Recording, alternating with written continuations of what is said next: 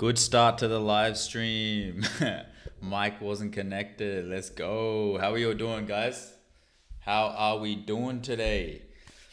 It's another beautiful morning here in Australia, and it has been a freaking crazy weekend. Like, what the actual, I'm not gonna lie, it actually kind of messed me up, the whole Claude Fable ban.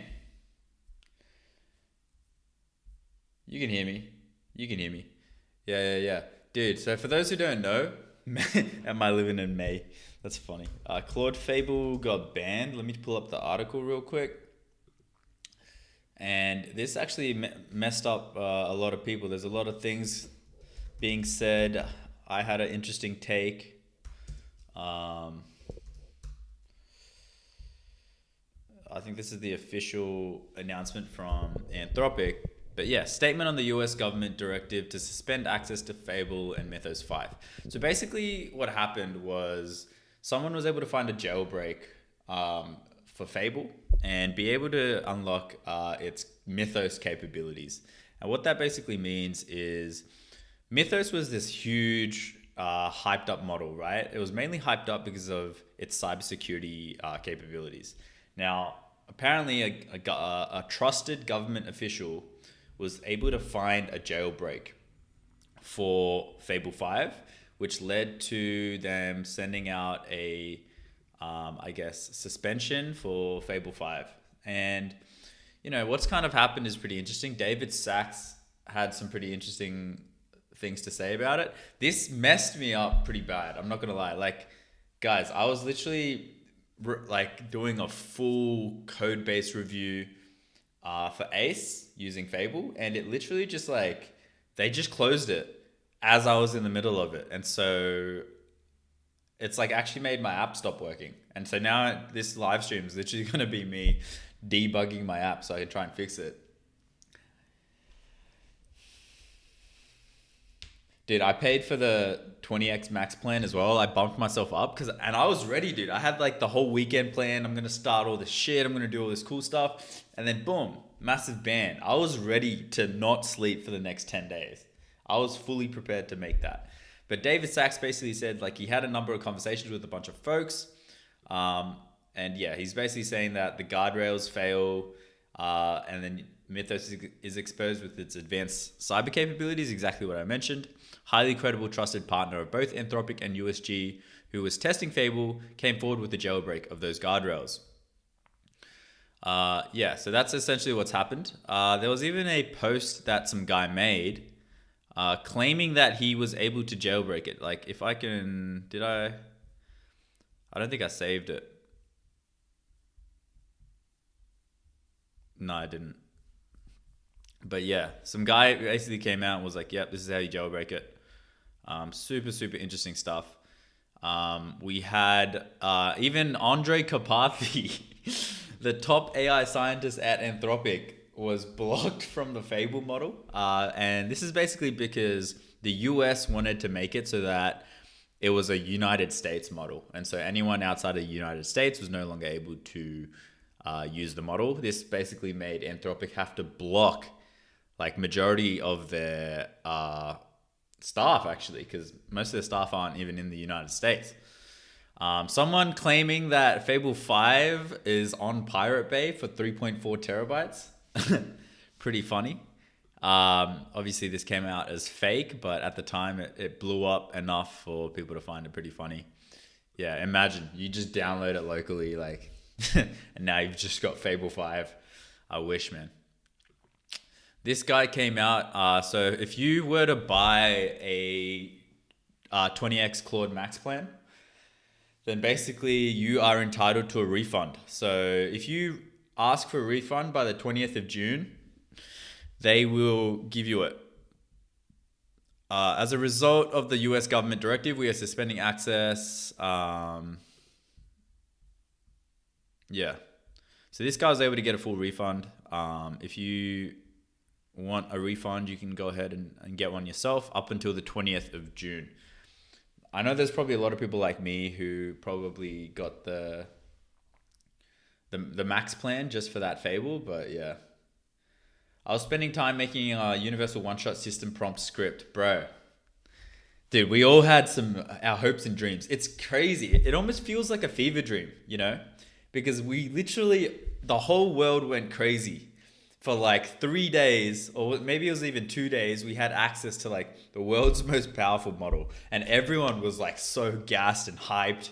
And we were all planning how we were gonna like do the next couple of days. And we all thought we just had so much time.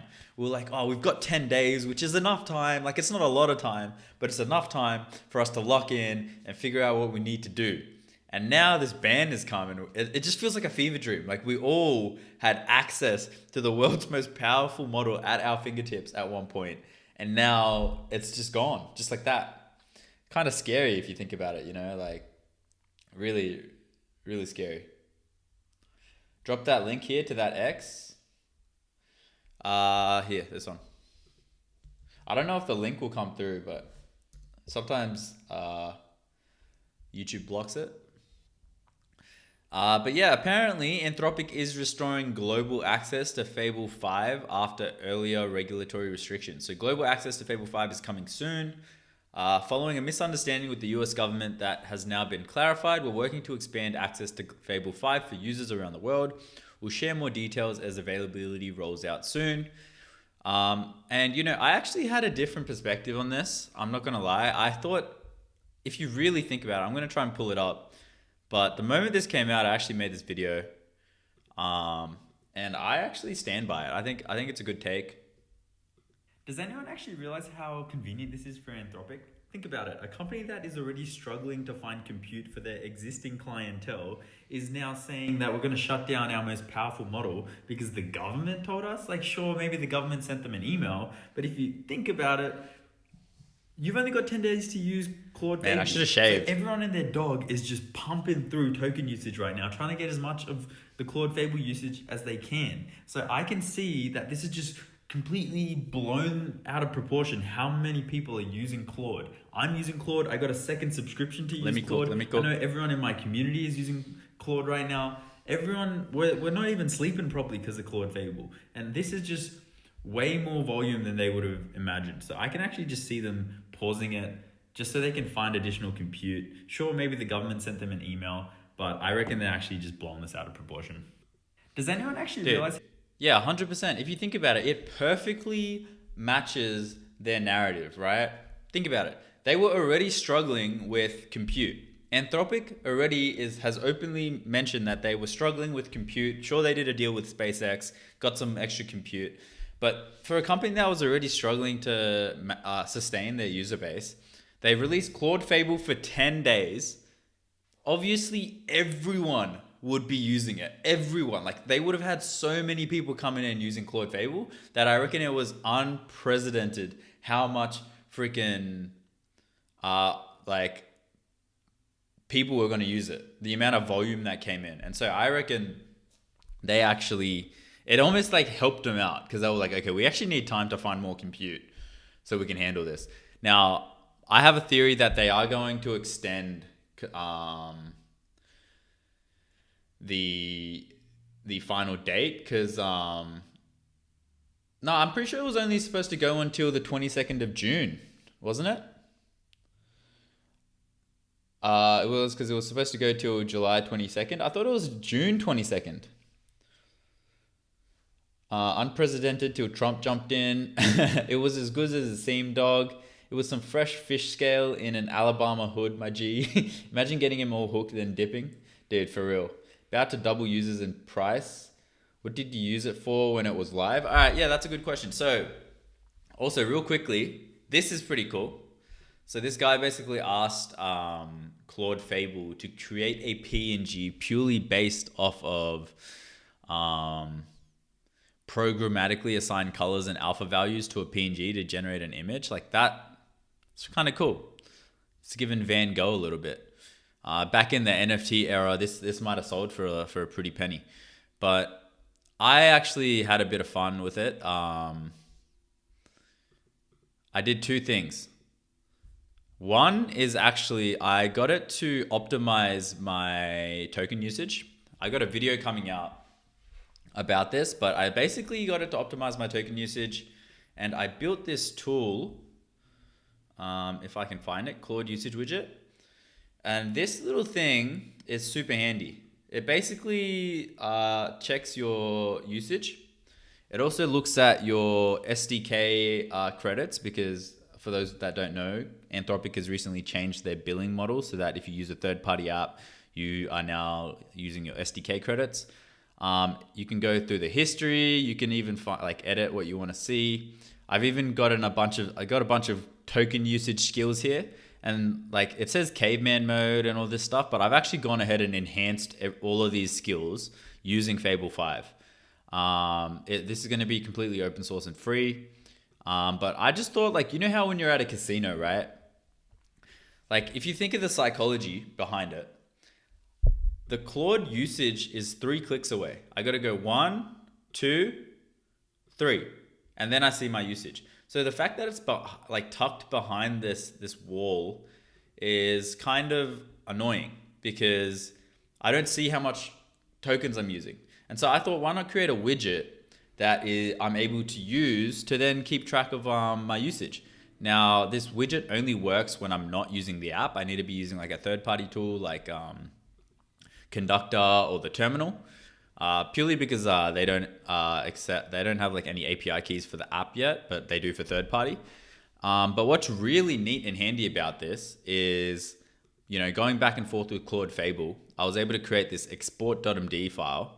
And basically what this does is it keeps track of your usage for 30 days. And you are able to export this .md file and then give it to a model.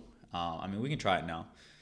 And what this will basically do is it'll tell you how you can enhance and optimize your setup so you're not using as much tokens. Because, the most viral video that I've ever made was about Claude token usage, right? It got over 600,000 views. So this is clearly a topic that people care about. So I was like, what can I do to help as many people as possible? So I decided that this is the best way, because everyone uses Claude differently. The way you use Claude is different to the way I use Claude. So if I can create a tool that is able to, help people from every single possible industry and niche, then maybe that's like the best answer. So I was kind of going back and forth with Claude Fable for about 2 days straight on this tool. And we got to a level that I'm pretty happy with. I'm in the middle of making a video and a big announcement about it. That'll probably come out this week sometime. But yeah, look out for it. If you're interested, it's going to be completely free. So yeah. I genuinely never look at it and keep maxing. Lol. Yo, doobie, what up, silly lad? Exactly, right? Thank you, man, dude, for the free resources. All good. June 22nd, yeah, exactly. Someone leaked Fable 5 right now on Hugging Face, you reckon? Nah, no way. How can you leak Fable 5? It's a server model. And so here you can see you could have saved $169 to $420 this month. 420 blaze it. Model routing is your one real gap. 3 days ran on premium models for what was likely mixed work. And then it tells you, you use Fable 5 sits above Opus in cost. So those shares dominate this month. This lever alone, 94% of all available savings. Leaner output is a smaller but real gap. Cache hygiene is already solved. Make sure that you're using your cache. 96% was used through cache. One outside the table signal beats cache. Session churn. Limits aren't blinding. Prescriptions. Route chores off Fable to Opus. So for example, using Haiku when I'm just asking a simple question like, what is this? Diffs over pros, consolidate sessions. Like, it actually gives you feedback. And this is just off of like 2 days of me... 2 days of me using Claude. Like, I haven't been using it that much. Once Fable got banned, I was like, screw this shit. I ain't working on this no more. But yeah.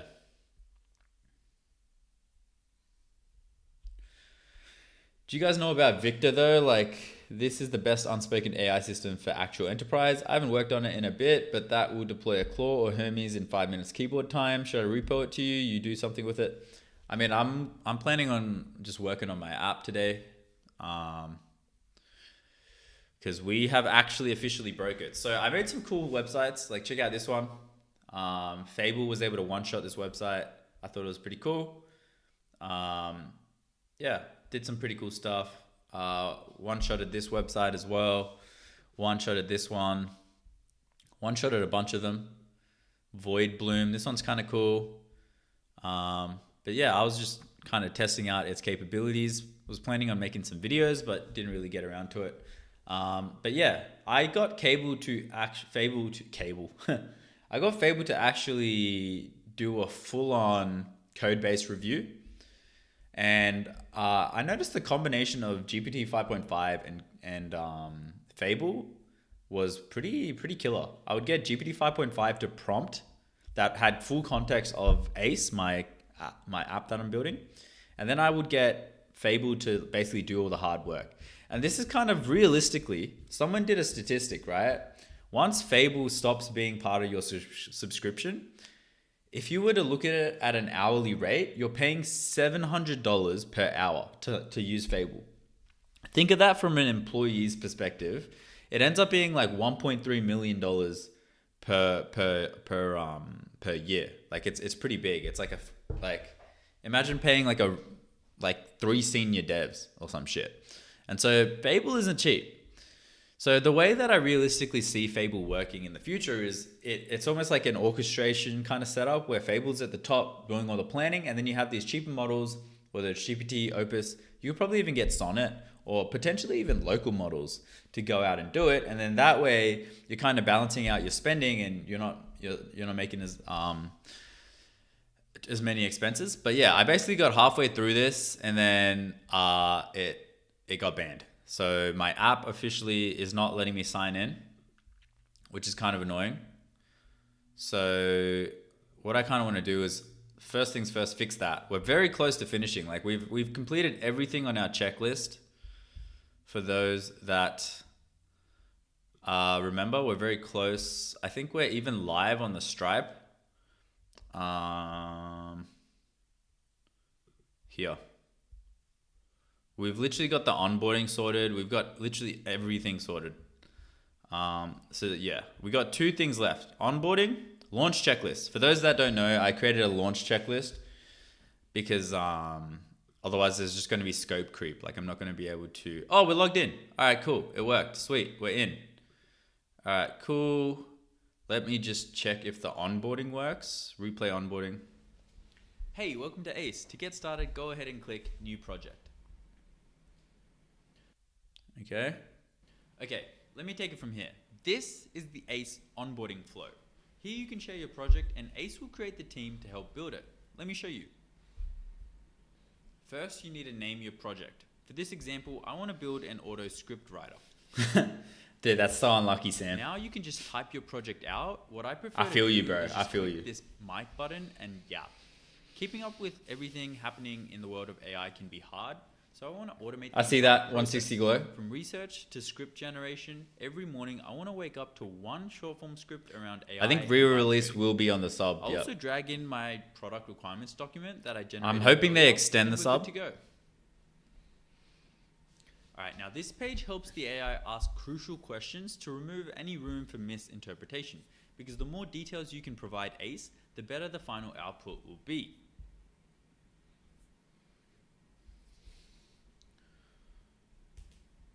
Now it's time to select your team size. It's important to note the bigger the team, the longer and more costly the output will be. So here's the rule of thumb. Use smaller teams. I'm so sad I had the greatest idea to build. Bigger teams for more complex ones. For Tell this, us, what are you going to I'll build, pick 3. Sam? Here I want it to run every morning, so I'll select daily.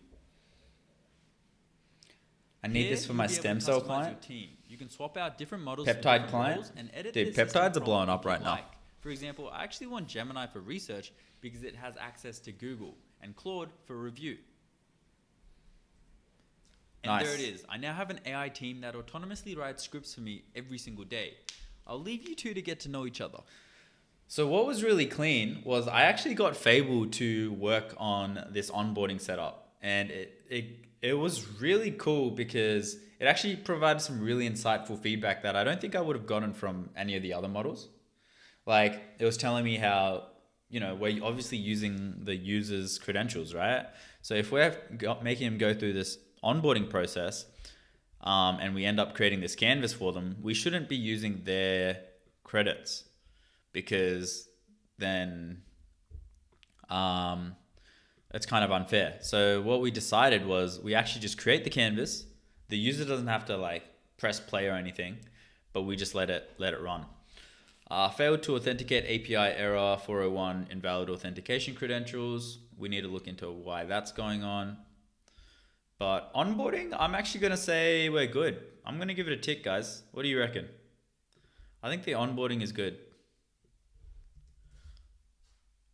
I think we actually passed the onboarding.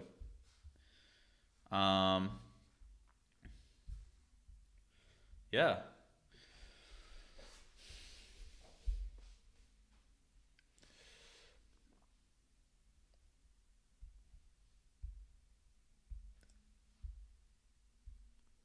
Like the way you're doing this, not Ace, but that camera walkthrough, etc. He has a AI agent living in his site. Yeah, I mean, I actually got this inspiration from Clicky. I don't know if you guys have ever used Clicky, but when you first download it, the founder, Faza, pops out and he follows your mouse around while he talks, and it's really cool and interactive. And so I was like, how can I create that experience, but through Ace? And so I feel like I've kind of gotten there a little bit. So this is Ace. For those that don't know, we kind of are improving the agent harness right now. I kind of just want to make sure that, like, I could pretty much launch right now. I just kind of want to make sure that everything is good to go. Like, for example, I want to create a feedback section. So maybe I'll create a feedback up here somewhere. Can we create a third tab in the settings where it's just feedback? Yeah, let's do that. Let me go ahead and open up Conductor.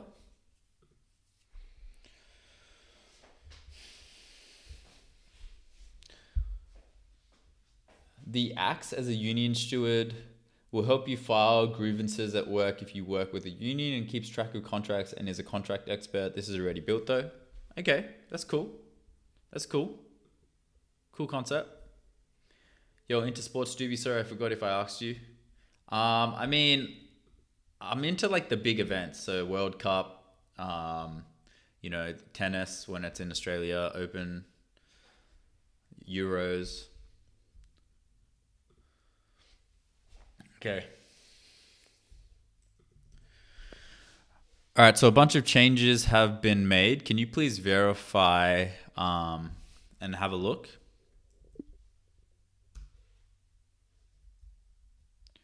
Let me just make sure my whisper flow is connected to my mic.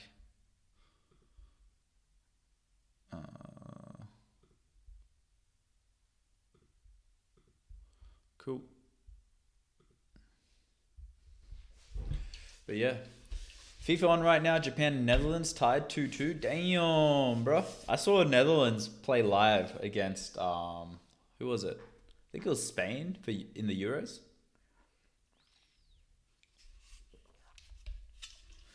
I got into BTC 2008, owned Liberty Reserve as early as 2006. I've been a dev since 06. I'm 30. I'm not trying to be a widow, but you need to look at Clawforge. You can leverage this and use it for your streams. I have heard about Clawforge actually. In terms of agent harness, they've got the highest percentage, right? In terms of the most that you can get out of AI. That's kind of my understanding. Is that right? 160 Glow. I've been trying to get like a lot of inspiration from a lot of other tools, but the goal of Ace is pretty simple. So it's basically a tool for non-technical people, okay?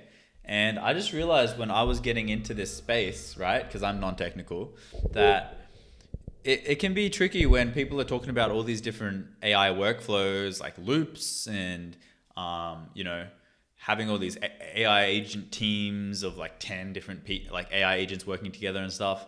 And I remember thinking like, damn, like I'm very new to this space and it would be great if I had access to that. And I remember having to learn all this shit just so I could create my first loop, and having to, be able to connect agents together. Like I wish there was just like this guidance on how to do that, because, when you have these more complex builds with like multiple AI agents working together, you can actually get a lot better of an output. Like the easiest example that I can think of is when you're creating a product requirements document, right? When you're starting a build for the first time and you're creating a product requirement document, the best method that I have seen is you get Claude or ChatGPT to create the document. You speak to it using Whisperflow or any other voice annotation app for like 5-10 minutes, brain dump everything into the model, and then it's going to create a product requirements document. Then you grab that product requirements document, you chuck it into another AI model, whether it's Claude or Gemini, and then they will poke holes in your PRD.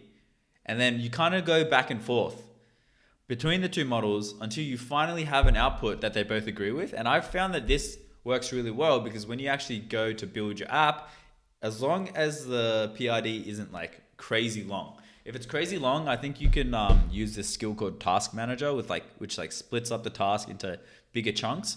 But if you have like, I'm going to say under like 15 pages of a PRD, you can chuck it into an AI model, and you're going to find that you're going to spend a lot less time debugging, because it has a much clearer picture of the end result without any kind of ambiguity. And so that's kind of how I came up with this app. Is the original name for this app was actually Duo Code, where I just had Claude and GPT talk to each other. But now it's called ACE.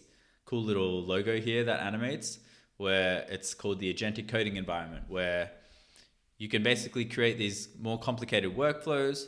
And as you saw in the onboarding, you can like be walked through it. So if you build a team and you say the name and everything, you can actually go through this flow that asks you questions. What's the end result that you're looking for? How do you do this? How do you want this? And then it actually creates the system prompt for each agent based off of your answers. And hopefully that creates a better output. So yeah, I was kind of experimenting with this when I built the autonomous app factory. But yeah.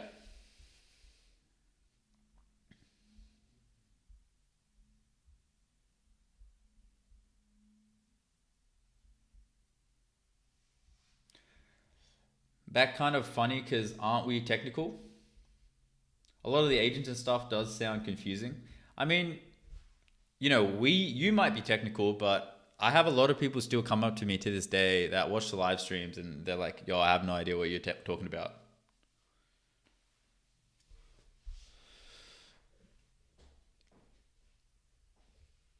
What are your thoughts on the Fable and Mythos ban? I just talked about it at like for the first 20 minutes, but yeah, I think it's going to be re-released soon. You are technical and you described it in a technical way. What is the sales pitch? Sell it to me, 30 seconds. Who's the avatar? Me. What is my problem and what this does to fix this? Well, I'm just building a tool that I wish I had when I first started out. And so, these complex AI workflows that non-technical people don't have access to, now have access to it. So if you're looking to, for example, let me go to the landing page, because it does a better job at selling it than me. But I just remember that there was clearly a market when I was building the autonomous app factory. So your agents work together, your ideas ship themselves. If you want to create a workflow where you get a script written to you every single morning that is good to go, you can create that inside of ACE. You can have Gemini researching it, you can have Claude drafting it, you can have GPT reviewing it, and then you can have a webhook that schedules it. You can create like a specialized AI team for whether it's coding or shipping apps. You could have, 3 AI agents debate with each other. Like, these are the kind of tools that I wouldn't say I'm technical. I wouldn't, because I have no idea what coding is. Like, you know what I mean? Like, yo, 160 glow, stop selling me your app, bro. I'm not going to try it out. You're pushing too hard, man. I'm not technical. Like, if I look at code, I have no idea what I'm looking at. You know what I mean?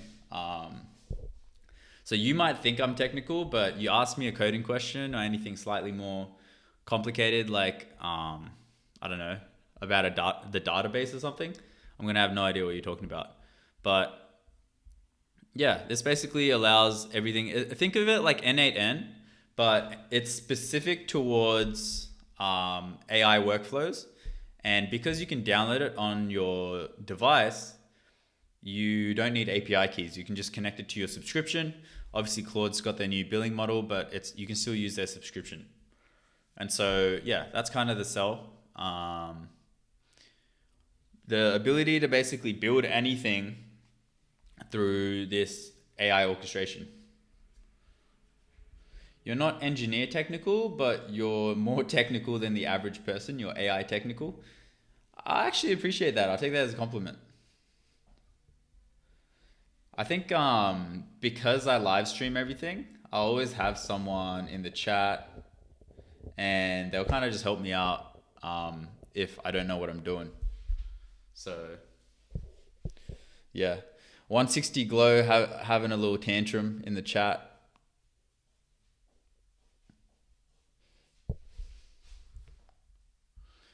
But yeah, all right. Let's get into it. So, full screen this. I think what we could do is we could probably test out like building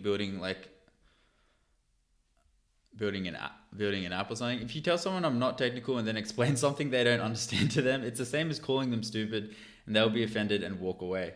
I mean, would you say you're technical or not? I feel like I'm pretty good at explaining in a non-technical way, mainly because I come from a marketing background, and so I've never really had any coding experience or anything like that.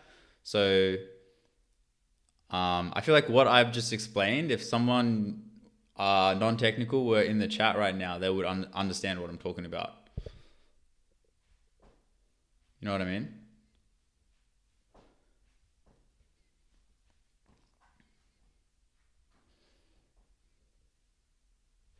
Like even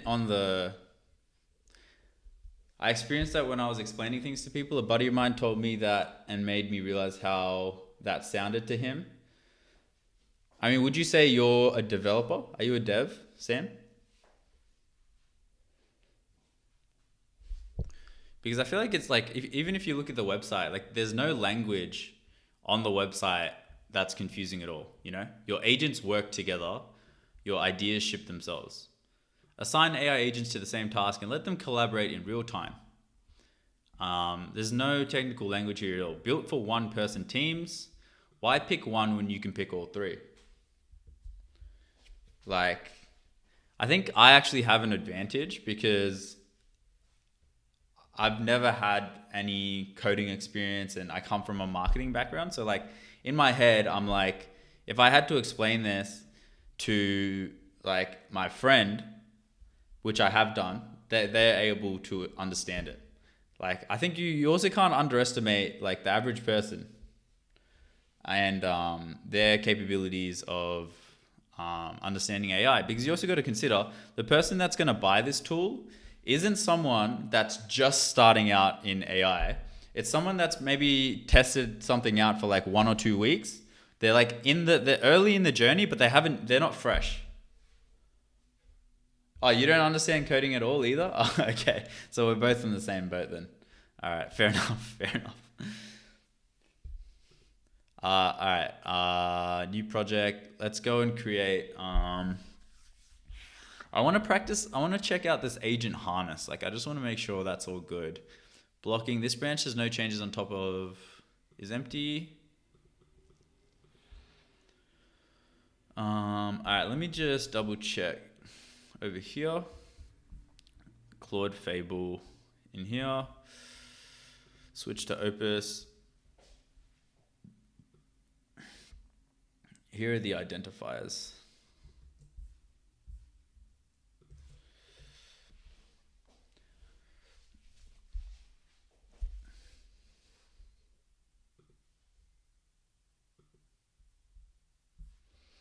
Yeah, and I think, you know, when starting the tool, like it's an open canvas. Like if someone can make it as complex as they want to make it, you know, you can come in here and just have 1 or 2 agents talk to each other. And I think that's why the onboarding is really important. Like you could have something like this, super simple setup, just like I explained earlier, where you can have Codex and Claude talk to each other.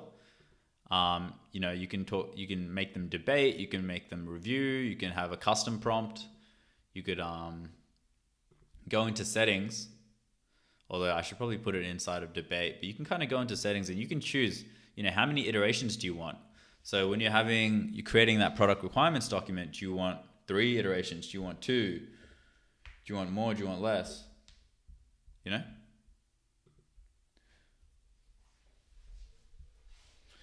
I'm an idea person. Are you driving right now, Sam?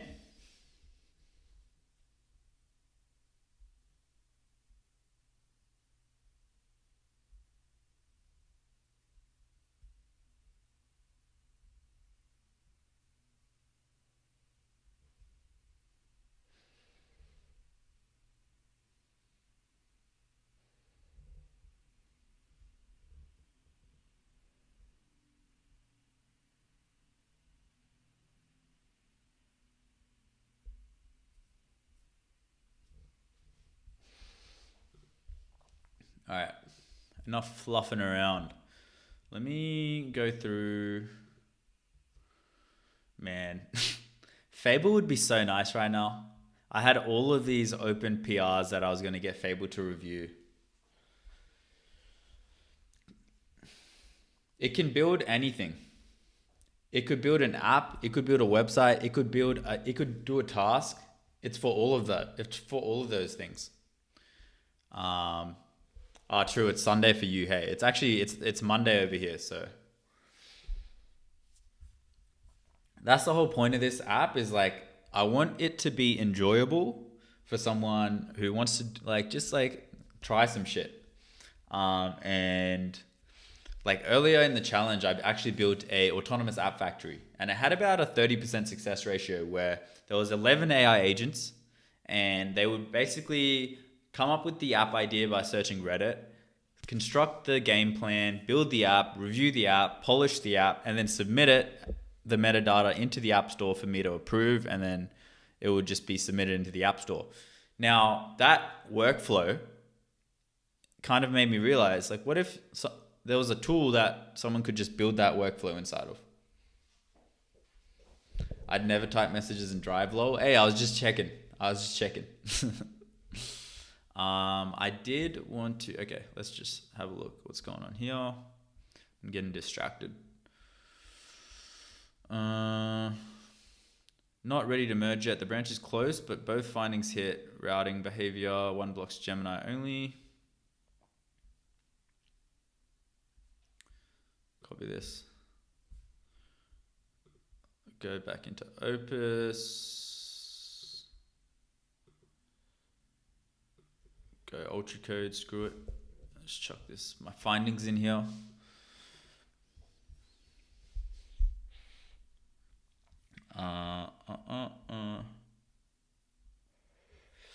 Okay, findings, verdict, passed, focus new tests, caveat, not ready to merge yet. The branch is closed, but both findings hit routing behavior. One blocks Gemini only board workflows, and the other preserves a known high-risk misroute for context-dependent follow-up prompts.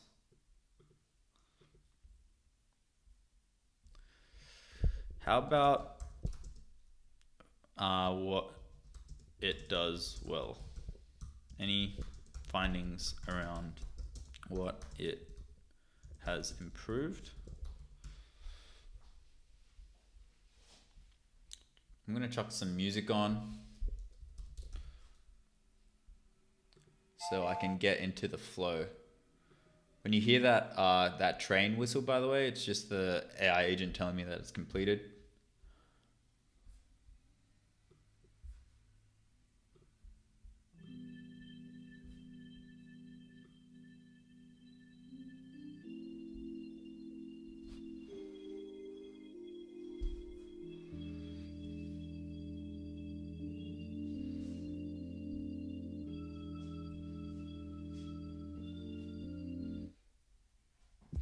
Okay, let's use a basic idea, like a virtual material list for building projects, but into the system. How much would the development cost, or would I be better to do the project in Claude Code and then go to yours for a security assessment? I mean, if you give me a prompt and a mission, I can create a canvas for you. We can test it out.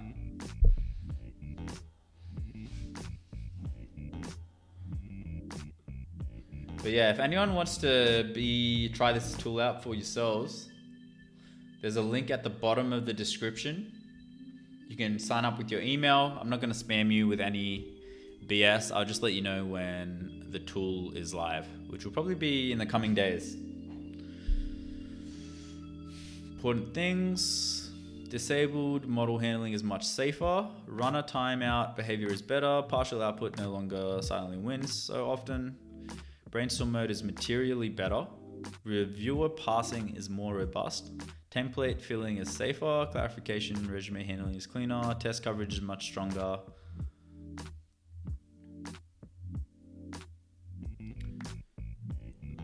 Okay.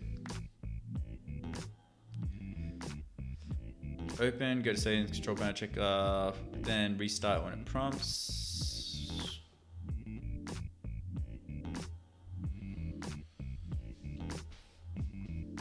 Dorothy, what's good? Which one?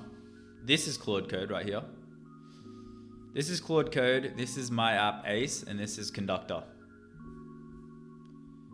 Switching between Claude Opus and GPT 5.5. I can't wait for 5.6, man. It's got to be coming out soon.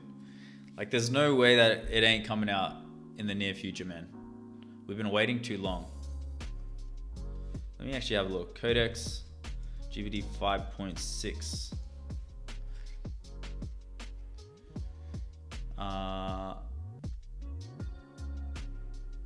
Is releasing next week from OpenAI. Boom. GPT 5.6 is releasing next week from OpenAI and will be positioned as a cheaper alternative to Fable 5. Codex is not the same without the 2x promo. OpenAI is losing subscribers to the launch of Fable 5. Pricing is the only way that OpenAI can compete now. Ooh. I mean, yeah, fair take. I actually prefer Codex though, that's the thing. Both findings are real and verified against the code. The user is sharing external review findings about my merged work, and the active goal requires everything to actually work. So these are squarely in scope. Both claims are concrete and falsifiable. All right, Sam's got a thing. All right, let's test this out. Build a team. I'll call this roof construction estimator tool. I'll just call it construction estimator. We'll go ahead and click continue. What are you trying to build? Build me a Control C. Alright. A roof construction estimator tool that can adjust the price of material list based on the project, and it needs to be able to have all available lists local to me and cost estimator. Continue. And now it's drafting up replies. So what it's going to do is it's going to give you clarifying questions based on your mission. And that is going to help give it a more concrete understanding of what the final output needs to look like.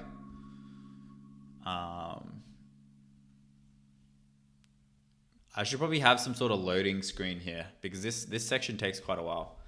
Let me just do a quick screenshot.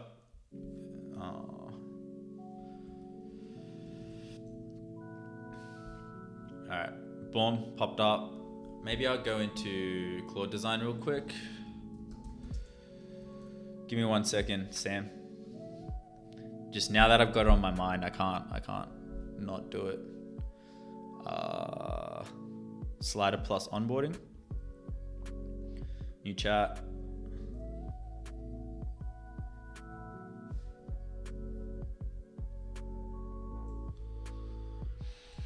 In step 2, the transition from step 1 to step 2, there's quite a long loading kind of process that occurs here, because I think the AI is looking at your answer and then trying to decipher what to ask.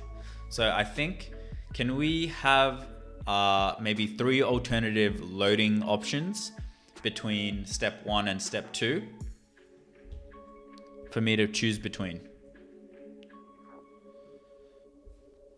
All right, let's go back here. Let's remove the guesswork. Where do you want to use the finished app? I'm forced to learn how to vibe code because I want an edge in my niche. I'm familiar with AI, but I'm crypto native. Oh, that's cool, Dorothy. I used to be crypto native as well. Be better so I would know it's working. All right, so where do you want to use the finished app? A Mac app I can open inside Ace, a browser app. We could probably go, I guess, a browser app to start. Sure. How finished should the first version be? Working end to end. What should Ace avoid? Do not send anything. Prepare drafts only. Never send or post on its own. Do not make a website. Do not make things up. Do not write code unless needed. I mean, do not send anything, I guess. What should this be made for? Yo, Sam, what should this be made for? My team, my customers, leadership, or founders? Just me.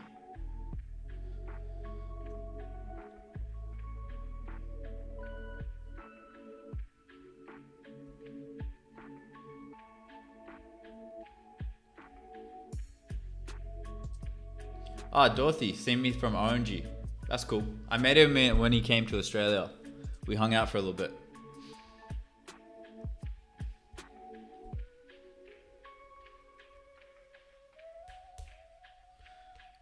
Do a cool from side to side artwork. Like, that would be cool. Like a little dude walking from one side to the other. That's cool.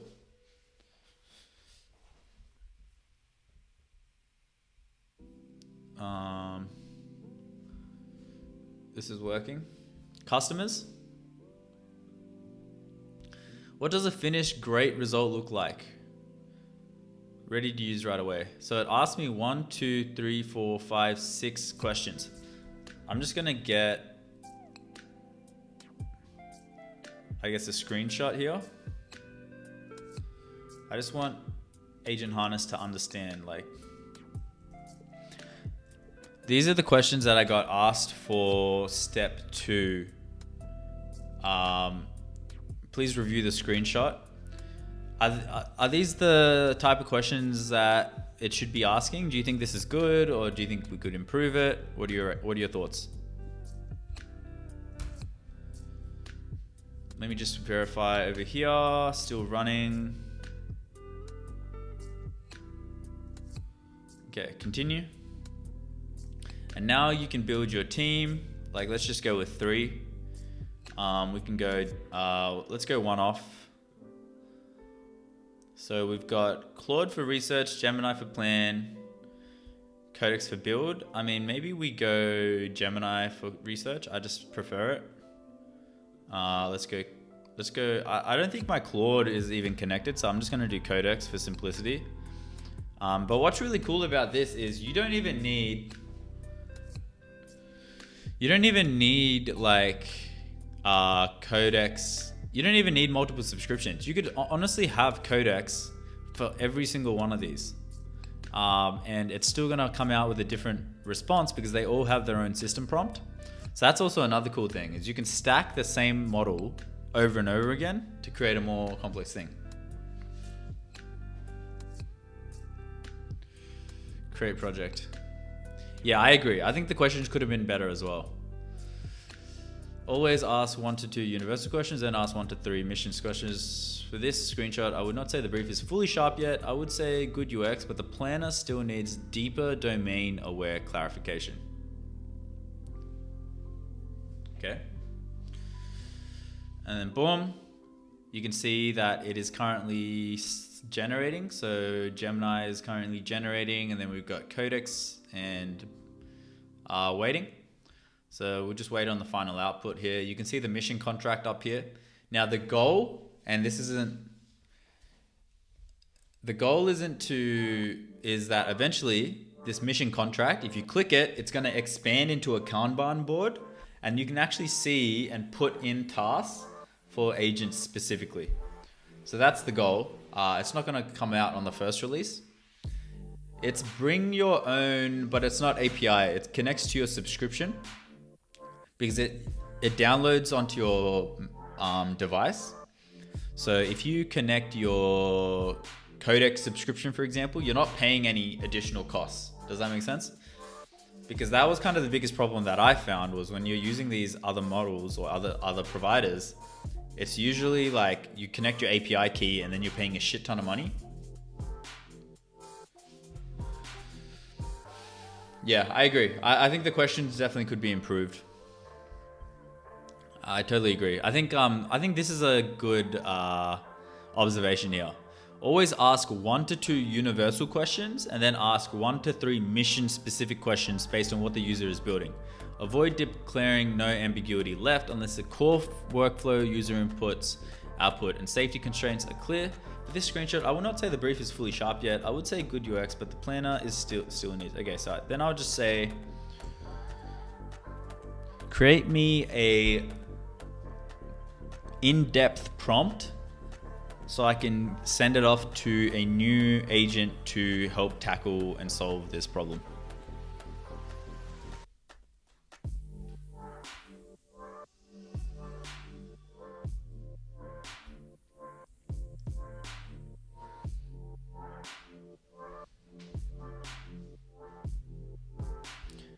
Yeah, Claude is lame. Tell me about it, man. You're still gonna be able to use it, like you're gonna be able to use it with your SDK credits here, but yeah, you're not gonna be able to use it with your normal plan. Slyphorn, what's good? Good morning, my baby boys and girls. Hope all is well on this great morning. Coming at y'all from Biz Class. Biz Class, damn, bro. Bro's locked in.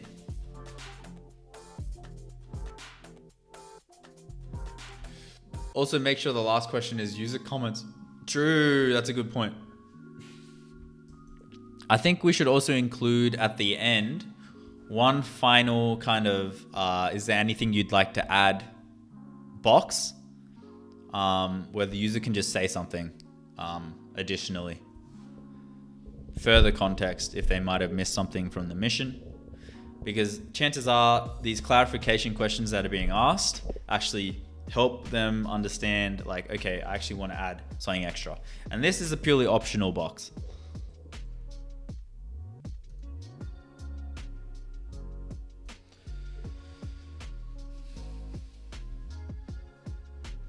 Yeah, I agree. I think that's a good idea. Also slightly adjust the original acceptance criteria to say, merge the 2 prompts together. I don't want them separate.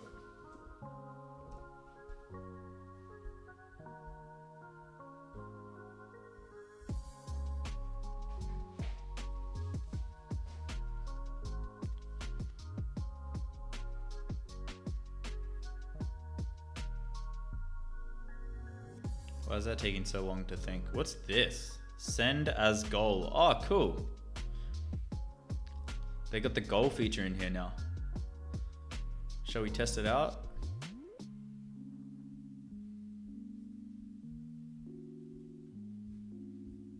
Geez, that's a big prompt.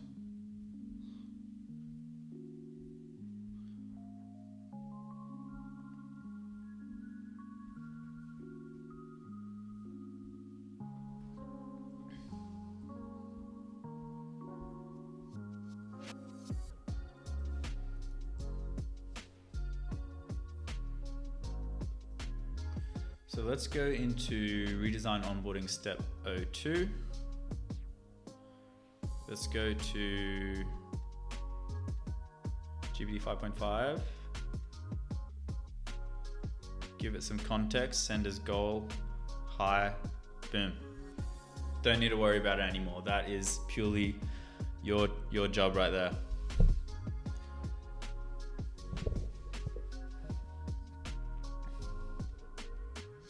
I can bring my own sub. I really wish Claude would get over themselves. It's my sub, let me do with it what I want. But when you're the best, I guess you make the rules, right? Yeah, I know. I can see them kind of taking the Apple kind of angle, where, you know, It's just their ecosystem. Everything lives inside of their kind of little software environment. So yeah, I mean, it kind of leaves room for competition with ChatGPT. They can be the tool that everyone gets to use. Can you build a marketing agent on top of a current project to research the best way to market? I mean, yeah, of course you could do that. The goal of this tool is, because I've been doing this for a while now, and I just realized I'm using other people's tools. What if I just built my own tool and I can just constantly improve it because I'm using it myself?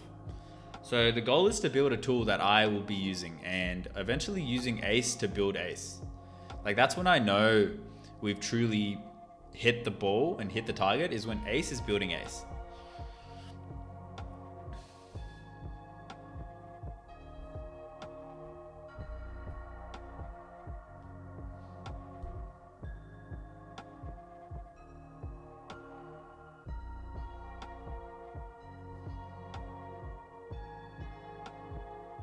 Pursuing goal. Nice. Findings. Has this been merged? It has. So the other thing is, I'm having issues with Ace Dev.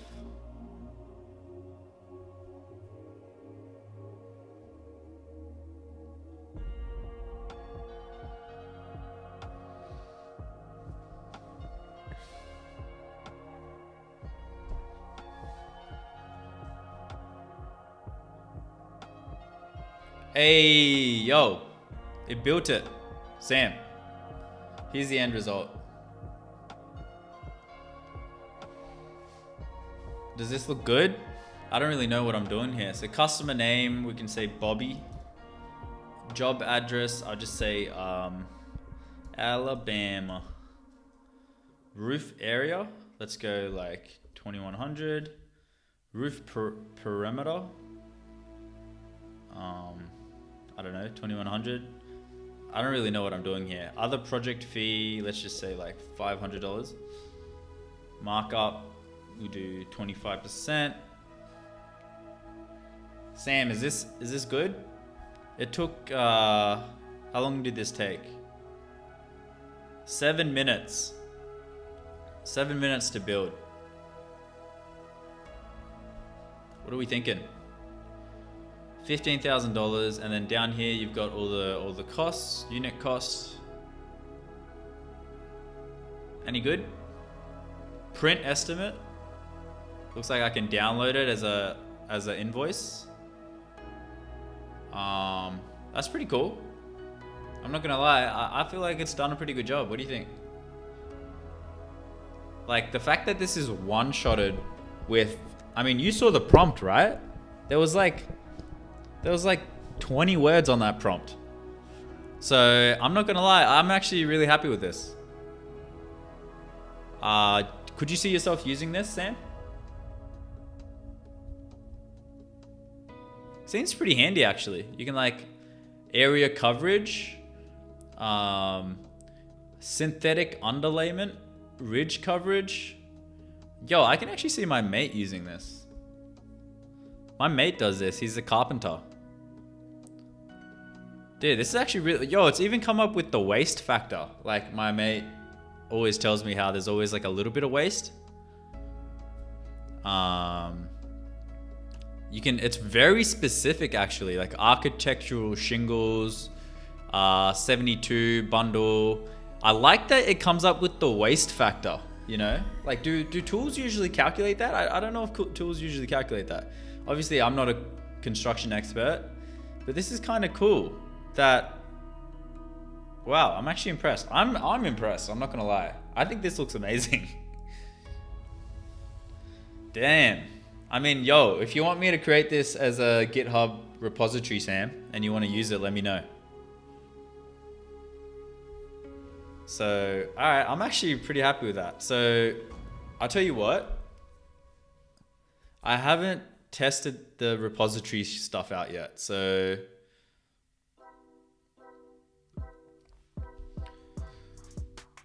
let me just take a screenshot of this.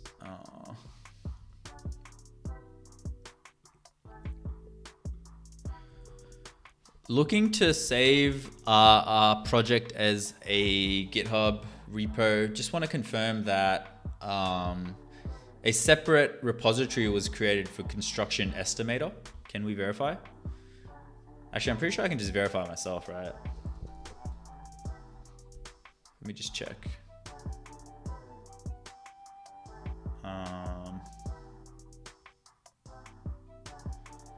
Construction.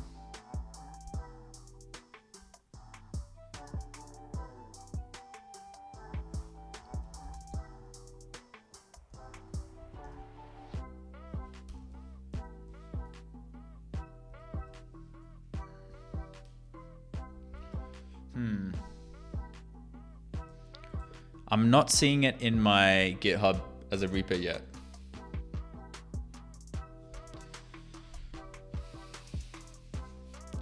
I'd have to send it to my buddy that does roof. All right, I'll send you the repository in a second. Let me, I think this is a good time to test the GitHub connection because I've just realized I haven't even tested it out yet. All right, yo, that's a W. That's a W. We got a success. We got a little success right there. We got Sam impressed for a one shot. I'll take that, you know? I'll take that. Hey, when you're vibe coding a project and you're demoing it, there's always a chance that it can break. So I'm not gonna lie, I was sweating a little bit, Sam. I'll be honest with you, bro. I was sweating a little bit. I was like, yo, this might not work. I have no idea what Sam's talking about with this roofing calculator, but this might not work. And hey, looks like it worked. So I'm happy. That makes me really happy, actually.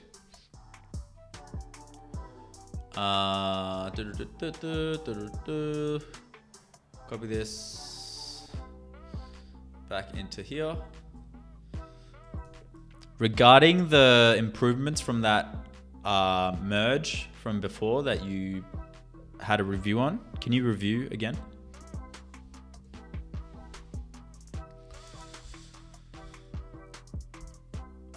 Verify construction estimator repo. So let me look at the screenshot context and verify two things in parallel. What's actually on your GitHub account and how Ace's connect GitHub checkpoint flow actually works in the code, so I can tell you whether a remote repo would even have been created yet. I mean, let's press a few buttons. So if I was to do save checkpoint,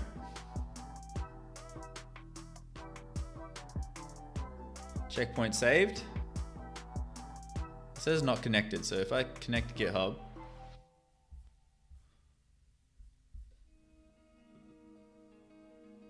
open details to reconnect.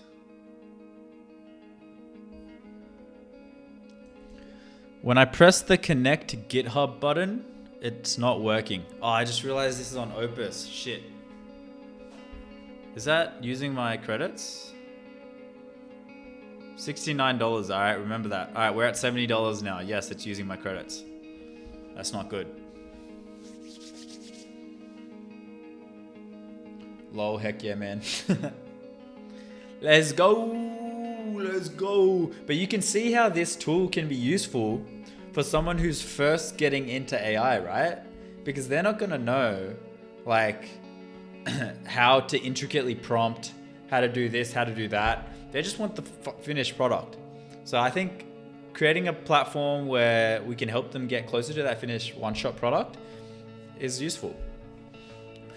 I'm trying to build a scraper for deving coins to delegate the workload with integrated AI. Is this possible? I tried building something on Claude learning from you.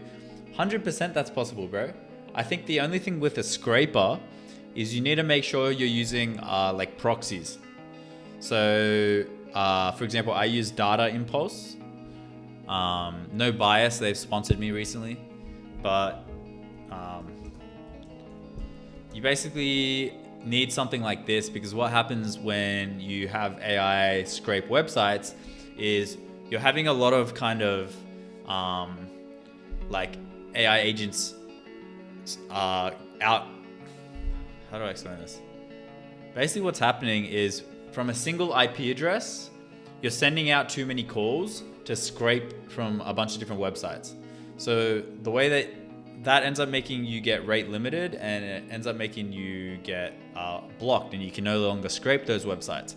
So the way to avoid that is by using us like a residential proxy provider. And so what happens is if you go out to scrape, it'll scrape from different residential IP addresses, and then it's gonna work, or it's more likely to work. Hope that I explained it properly. I feel like I just explained it like an idiot just then. Okay, verify no separate GitHub repo was created for construction estimator. When I press the connect to GitHub button, it's not working. Can we kind of fix this? Let me go back to GPT 5.5.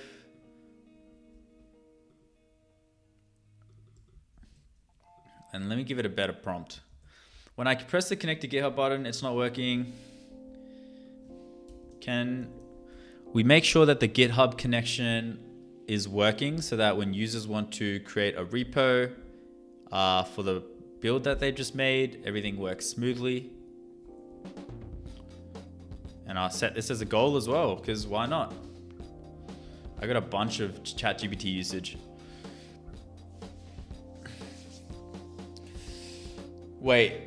This was one shot from what? GPT 5.5? Also, how do you one shot? Do you like a /goal thing, or you just let it rip? I think you can go both, bro. Like you could go /goal, which is really good. Or you can just let it rip. If you do let it rip, I would recommend using like I said, a product requirements document that really removes all ambiguity. Or you could use a tool like Ace, where you just, give it a prompt and it's able to just tackle the job. I use Firecrawl, it's great. Firecrawl is another one. Actually, my website landing page is hosted by Firecrawl.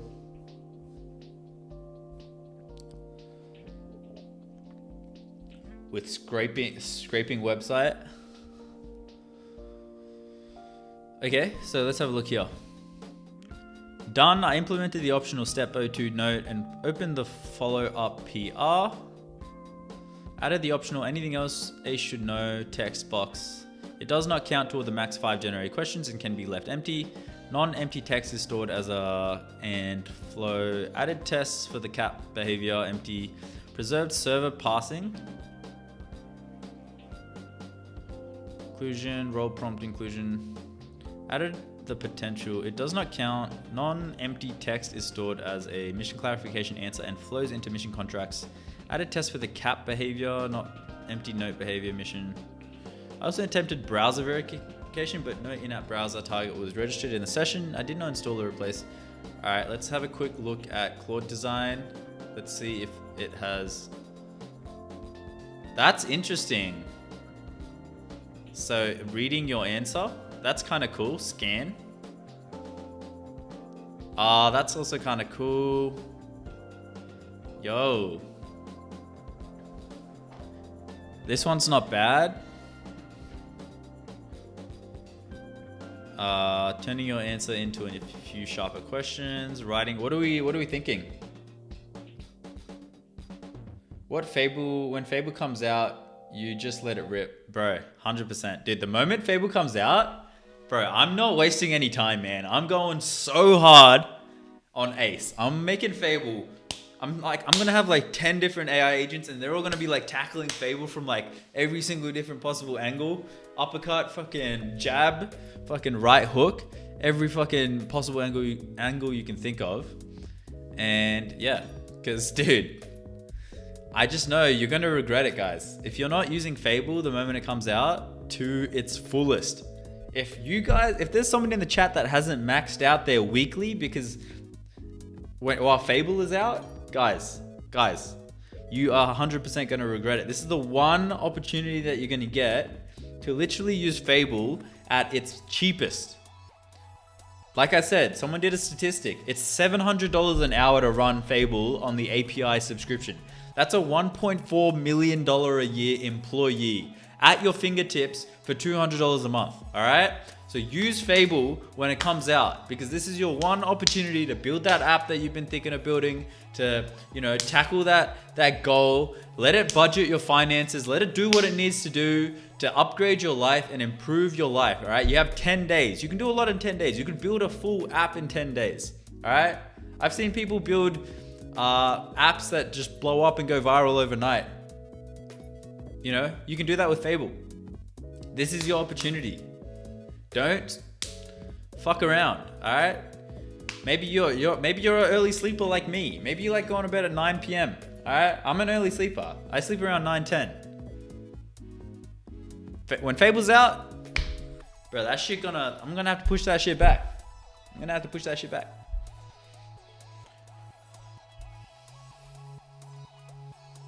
I wish I didn't have to work a driving job, man. I'd be going non-stop.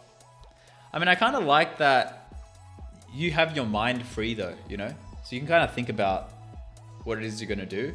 But I can also see you sitting there while you're driving and just being a bit antsy because you're like, oh man, I wish I could be prompting right now.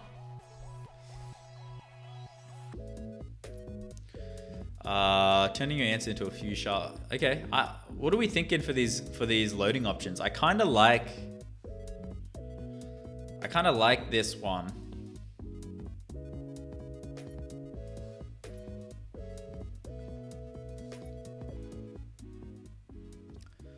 I kind of like option B.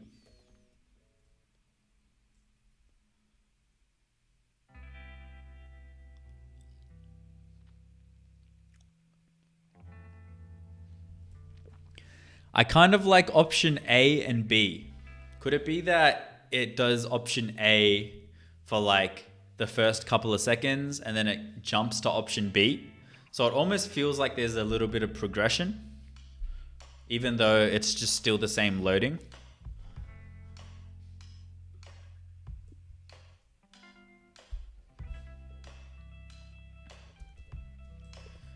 Can you create a separate HTML just for these two options and explaining exactly what I've just told you, so I can just output it to Claude?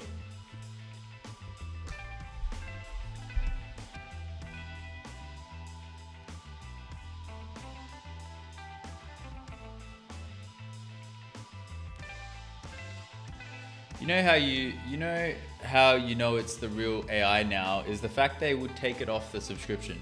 They might not even get the 10 days now. Dude, I'm hoping that they extend it, because otherwise that's just kind of bullshit, man. I sent you a demo via X, simulation of what I'm hoping to build. It was done with Claude. Any advice? Let me have a look, bro.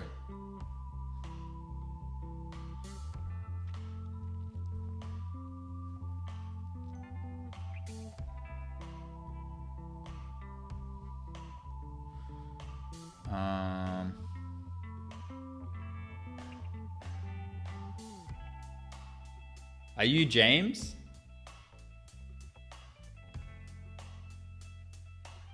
Yo, Dorothy, where'd you message me, bro? I don't see it.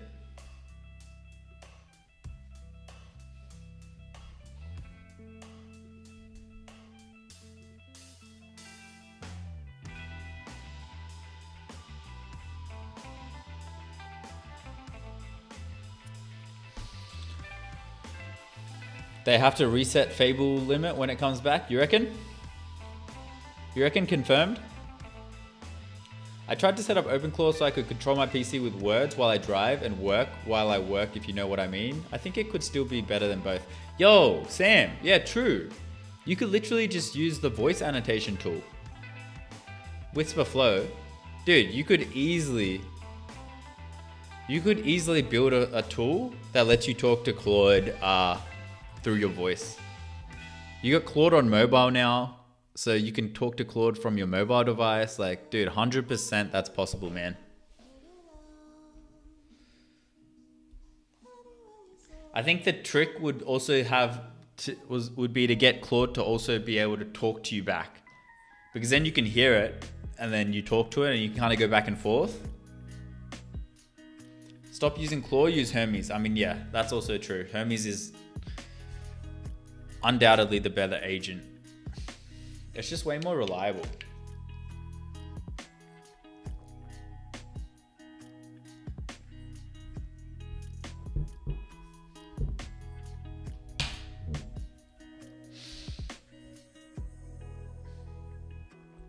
Also verified the actual runtime functions. Confirming that this merge will not break any of the app's current functionality.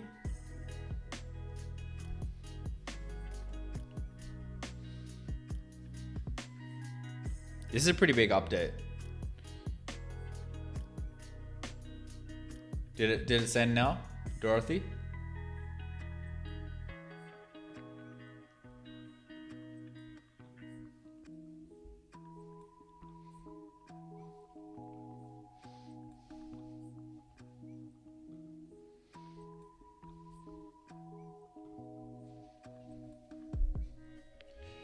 I mean, the quality is not great for me. So what is it?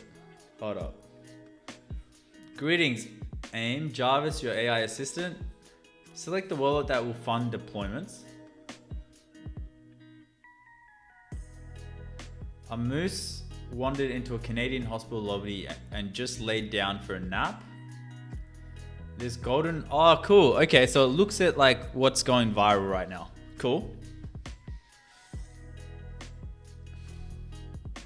It all comes down to how fast this news is coming out. Okay, so purely dev. Right.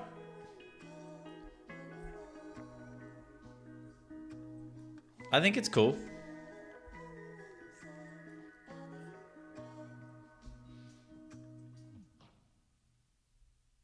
Looks pretty cool, man. Yeah, I mean, I guess the biggest thing and the biggest edge with crypto is always being the first. So, you know, how fast is that information coming onto your screen? Because it looked like you were refreshing and you were going through different options, right? How long have those options been on the screen for, you know? I can help you set up Hermes, maybe send you a free month on it. It need to talk to me so I don't have to look or touch. Does Hermes cost money? The cloud version, yeah. I haven't messed with it because I don't use chat and I use Claude, but they don't allow me to use third party, so I use Dispatch, but not Invoice, just when I have an idea. Can't honestly guarantee that any merge will break nothing, but based on the review and verification, I don't see a current functionality blocker.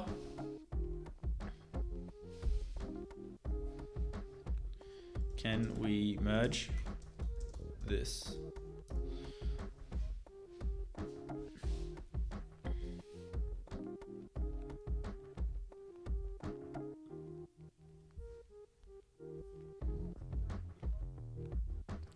So what's happened here? Implemented and pushed.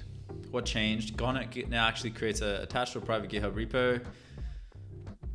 Important delivery note. This workspace targets is origin main. So PR is open against main. Ace's runtime flow normally sends feature work through dev first. So dev publishes before production has diverged from main. So this should be retargeted, cherry picked into dev before merging if you were standard dev runtime publishing path. Okay, cool.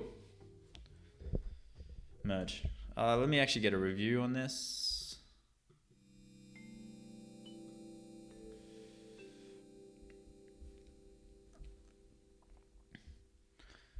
Merge, a bull clean, but no checks reported is ambiguous. Let me reconfirm.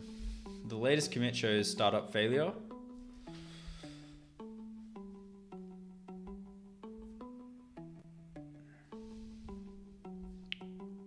Man, good thing we actually made this, Sam, because the GitHub clearly not working is a pretty big deal. I can see people paying for the app and then they try to make GitHub work and it just fails. That would suck.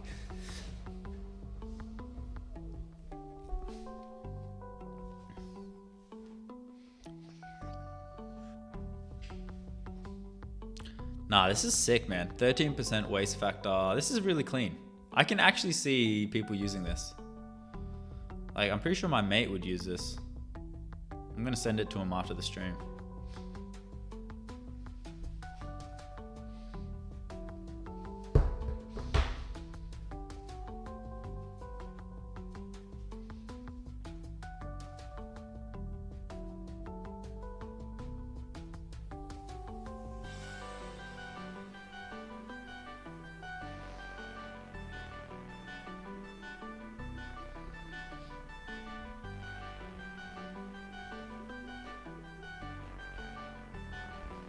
Yo, anyone else vibe coding right now or just me?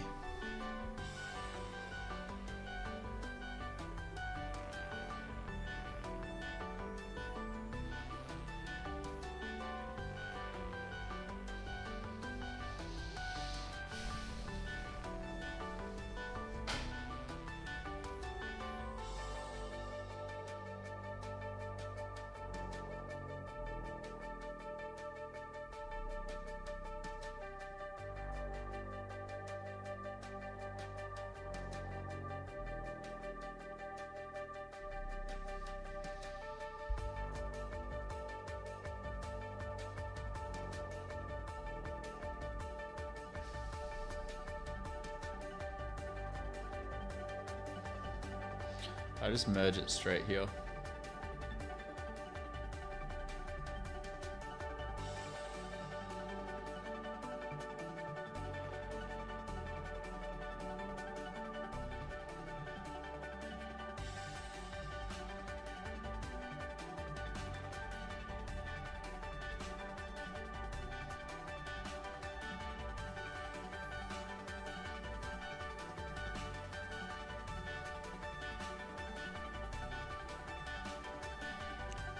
I've just merged this.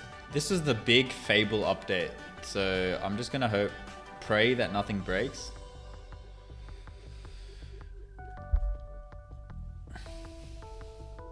Only a demo on Claude. I'm learning how I can actually build that with working functions on Claude Code and where to actually run the application, not on just Claude. I'm kinda a bot, but have an idea. I mean, yeah, you're just gonna have to think, okay, wallet generation. You're gonna need, you're probably gonna need like a, what's it called? Like a validator as well, a Solana validator. You're gonna need a few things to make it work.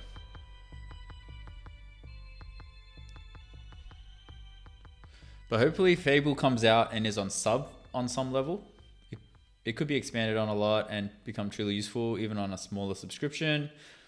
Tools already exist for it, but my buddy does Roof and he would use it if I gave it to him. All right. Cool. What happened here?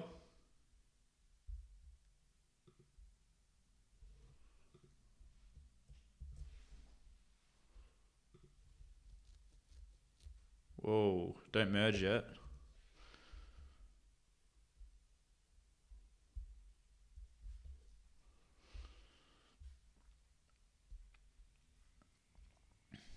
That was a pretty big update, so I'm just gonna wait for that to pop up.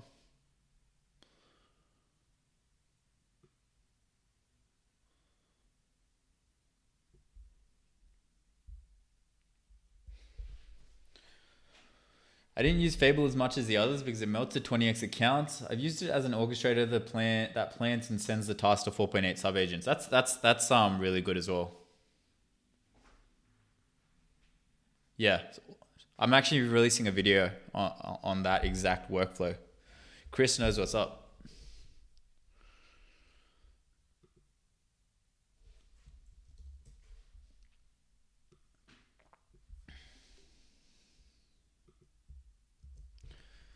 Notice that the preview thumbnail doesn't fully work. It just shows a white screen for construction estimator.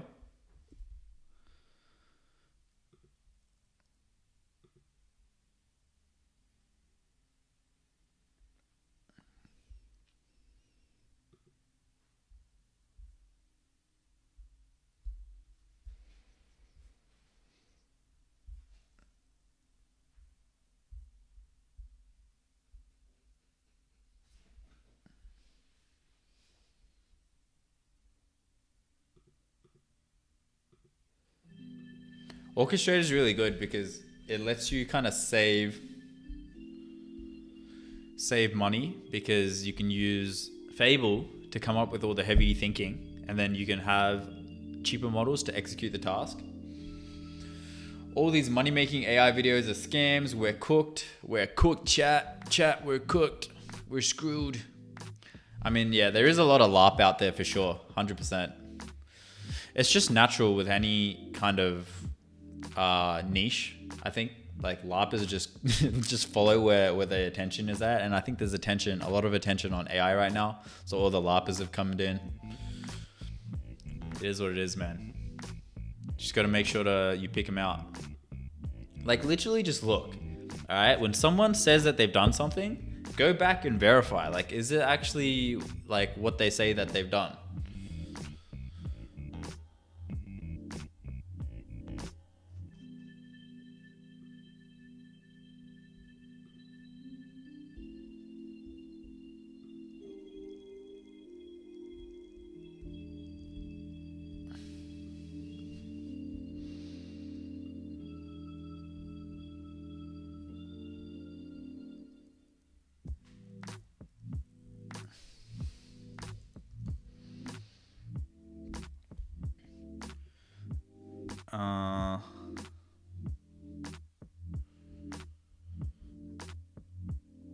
Damn.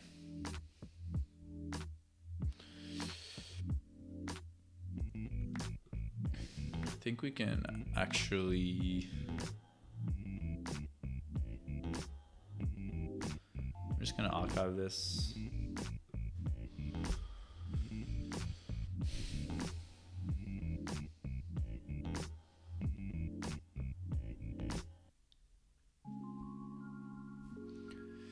Waiting for that update button to pop up. It's not popping up yet. Token access. Yes, that's for something else. Collaboration task contract. Is this merged yet?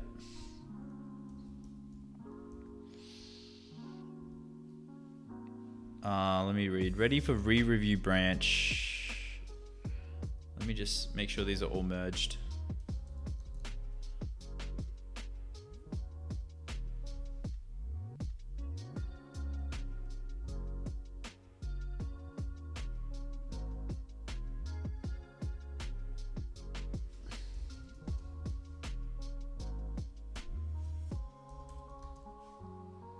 Just make sure everything's merged.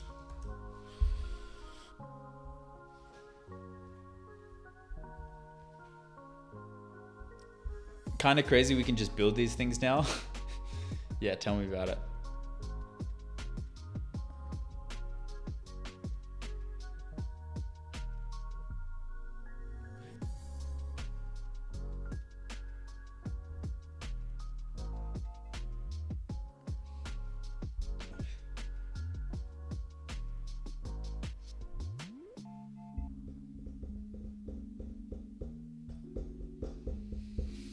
It's all good, Sam.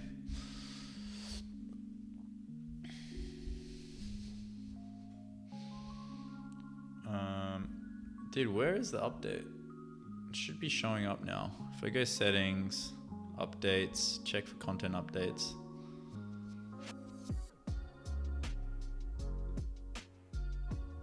There should be a restart.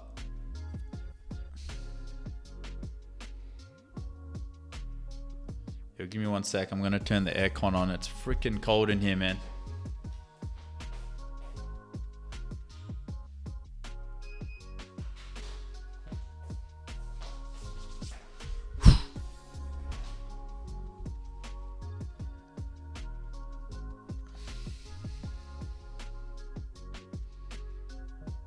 Already merged.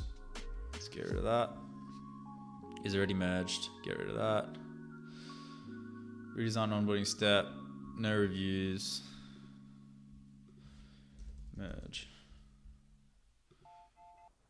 Set up Ace Dev. Merge status is handled. It was already merged. All right, cool. Get rid of this. We've made some decent improvements to the app. It's at a level that I'm happy to launch actually.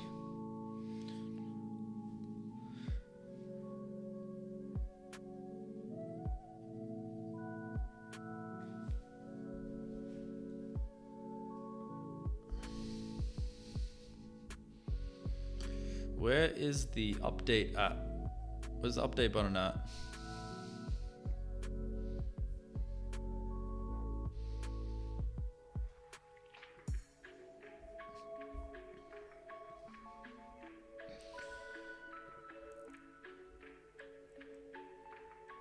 Let's see if this works.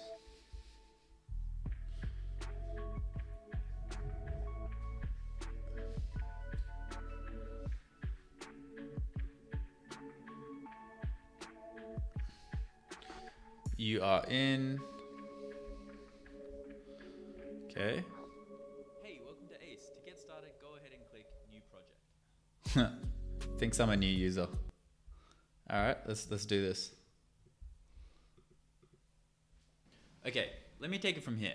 This is the Ace onboarding flow. Here you can share your project and Ace will create the team to help build it. Let me show you. First, you need to name your project. For this example, I want to build an auto script writer.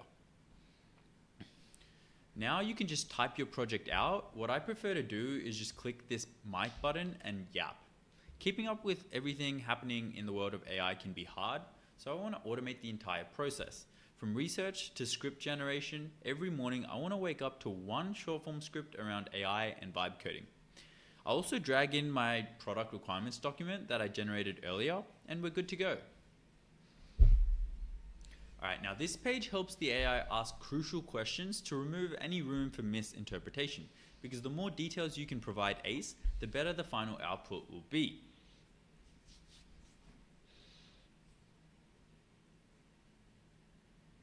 Now it's time to select your team size. It's important to note the bigger the team, the longer and more costly the output will be.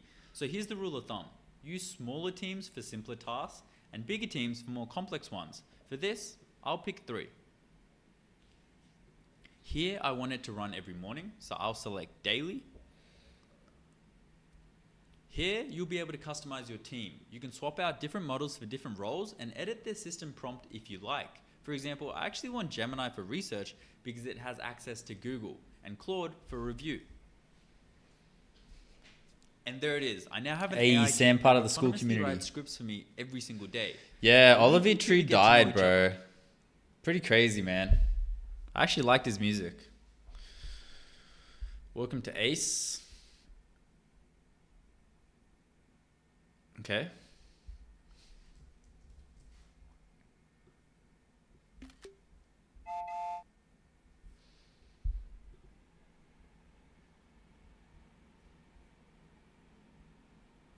Nice. Let me... Is this downloadable?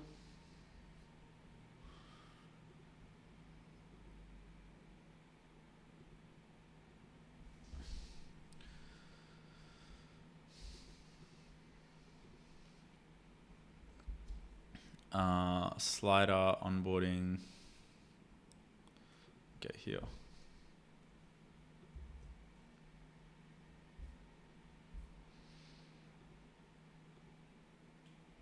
How it works.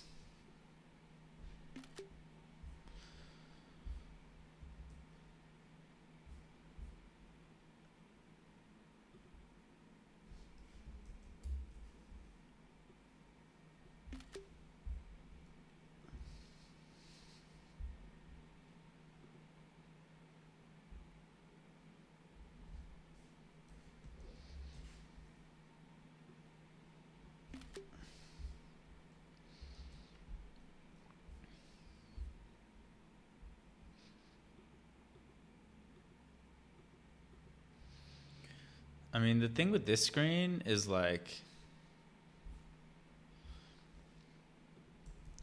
So this is the onboarding screen for new users when they join the app for the very first time. And it feels a little underwhelming. You know, we're using emojis with the header and things just don't feel the most welcoming for a new user. And so I'm wondering, can you give me 3 potential alternatives for how this could look? I want to include like Lottie animations instead of emojis, so it feels more custom and a homey, you know? I want it to feel like cozy vibes. The other thing also worth noting is the end screen. The loading is not overly noticeable, and it can take like maybe 30 seconds to 45 seconds for it to do this check to see what AI models are connected. And so I feel like there should be some sort of loading animation that kind of comes with this screen.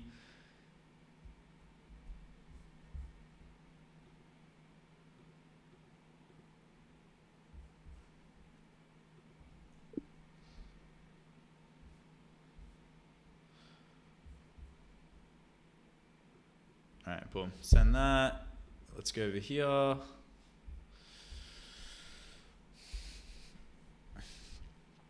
But yeah, now that Sam has mentioned it, check out the school community if you haven't already. It's completely free. There's a link in the description. Join. I'm basically always active on here, showing like new opportunities, 6 ways to make money with Claude. I'm talking about Claude Fable ban, unlock 97% of Claude. Like there's heaps of stuff. Community is super active. It's completely free. We've got nearly 400 members already. So yeah, join. I'm also giving away a Claude subscription every month. So yeah, if you want to be involved, join the school community. First link in the description.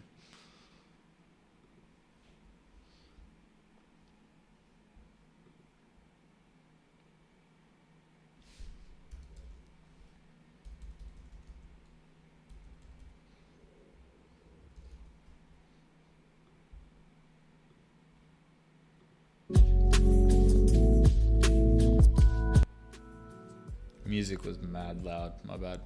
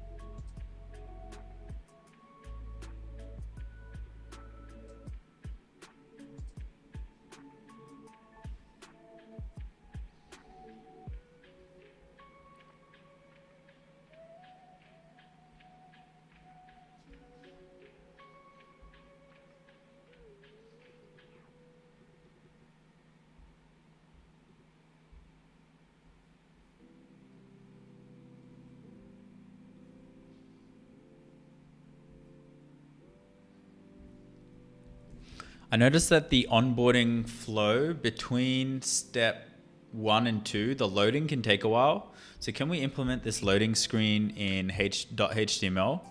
The goal needs to be to follow this loading screen design exactly.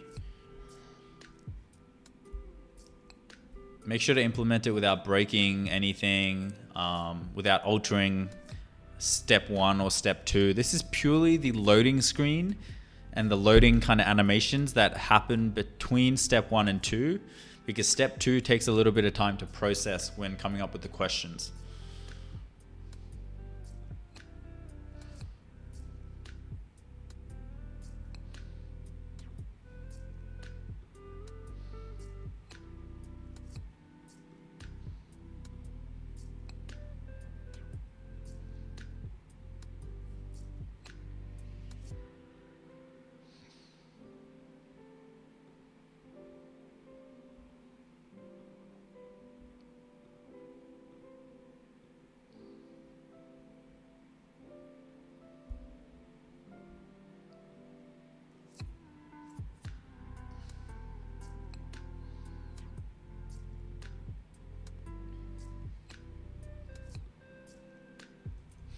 It's been a while now since the merge, and there has not been any notification popping up asking to restart the app so that the changes can take effect.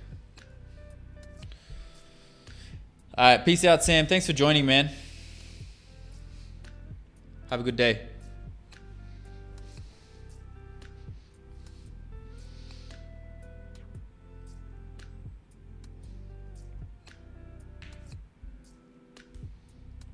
Reskinned. How far should I push the cozy feeling?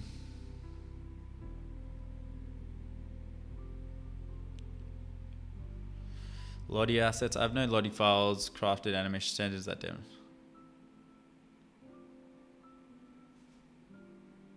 Standards that demonstrate the motion. The 40 second setup check. How should the loader behave? Check each CLI in sequence.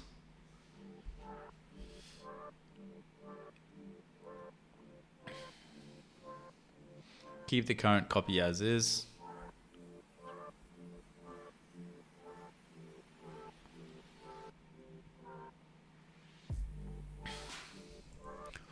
Warm it up, match the cozier tone, and also just keep it concise and short. Keep the desktop modal card framing. Yes, keep the centered modal card. Show it inside a desktop window, app window for context.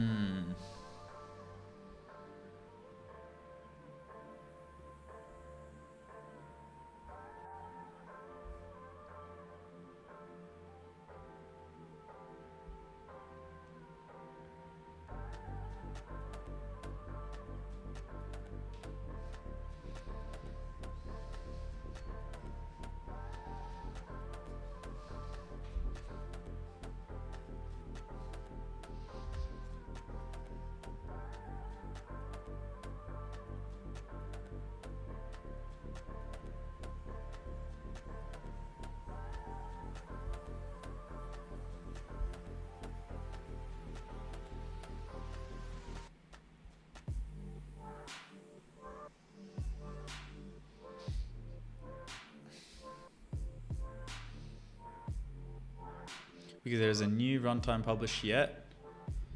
I checked Duocode, it still runs commit to from June 10, not the merged GitHub Connect commit or current. I also took it a fresh published Duocode runtime run for main, and it failed immediately with startup failure before any job logs were created. This is not an ACE polling restart notification issue. The installed app has nothing new to download yet because GitHub Actions is failing before it can publish. Once the runtime publish succeeds and points at the new main, automatically within about a minute or via settings, control and panel check for it. Okay. Maybe we should look into why it's failing and what the cause of this may be.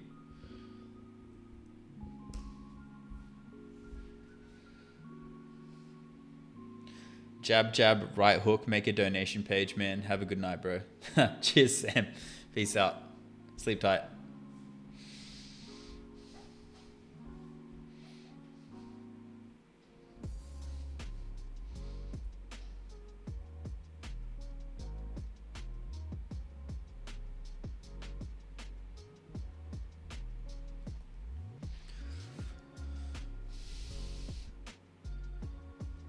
GitHub's public API is not exposing a useful error string. The failed check.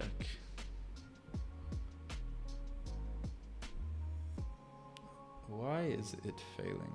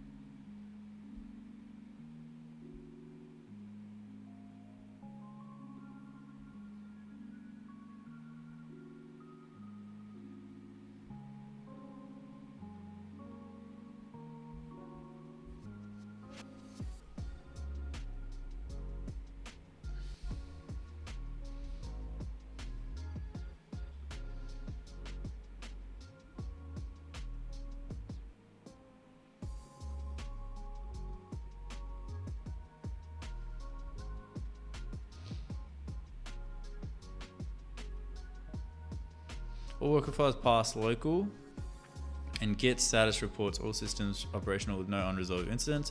That leaves account repo level start restrictions as the most likely category, especially billing minutes, failed payment, or an action.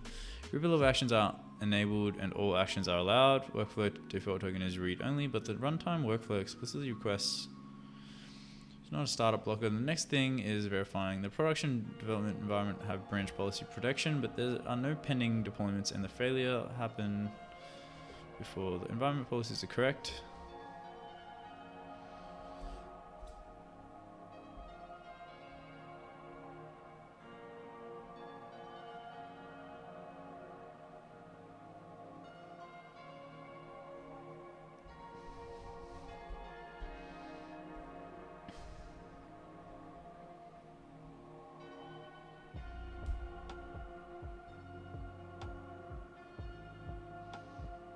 Already completed that stale queued run may be holding the runtime concurrency slot, so I'm going to try this lower level cancel endpoint and inspect the result. The stale queued run is an inconsistent GitHub state.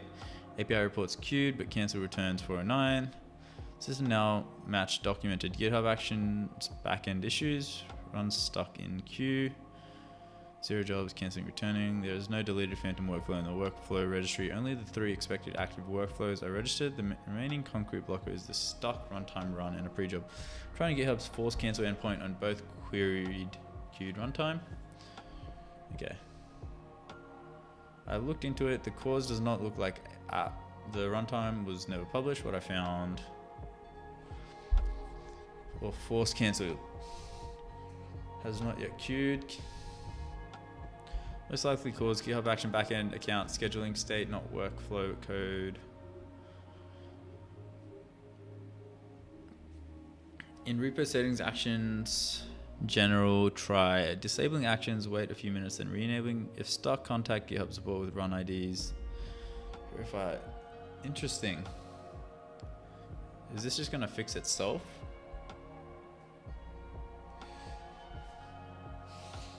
Woo, on break, so far so good, but all a reiteration of what I already know. I do biz dev class. Dude, business dev, I totally get you, bro. Because I did business development as well. It is a lot of just stuff you already know. Yo, Slyphorn, any idea why my GitHub isn't working, bro?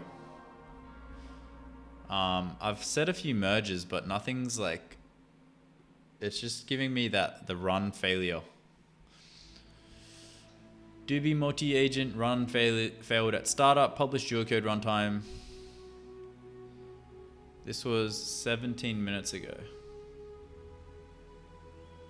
6 minutes ago. It says queued. All jobs. Queued.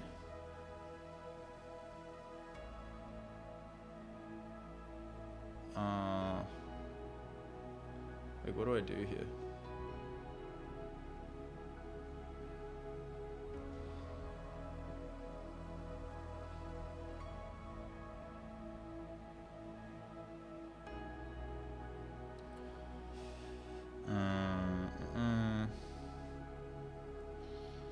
Bit of a noob when it comes to forking, merging, and PR. Not gonna lie, I'm watching for anything that might jump out though. Maybe a diff conflict between the branches. I don't think it's worth noting that we recently made it so that Ace Dev app should get changes before it goes to the official Ace app, and I'm wondering if this has something to do with it. Another thing that could be the cause is I merged a repo and then I canceled it through the AI agent and then merged it myself through GitHub website. That could be causing an issue. Yeah. Those are probably the two most likely causes. A diff conflict between the branches. I don't know if it's that. Because that sounds like an easy fix. It's just saying queued. That's all I'm getting.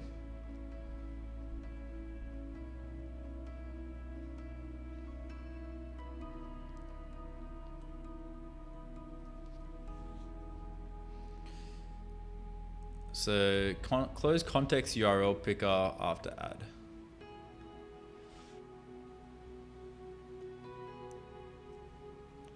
Close the context source picker after URL successfully. Yeah, we can merge this.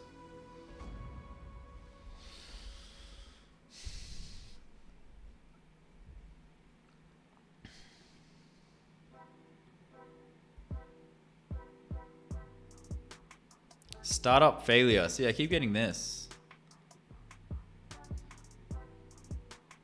20 minutes ago, startup failure. Today at 10:17.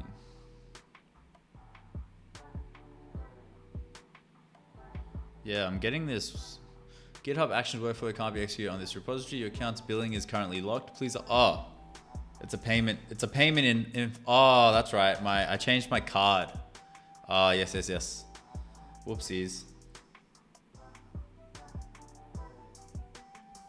I now understand the problem. My billing. They need my credit card.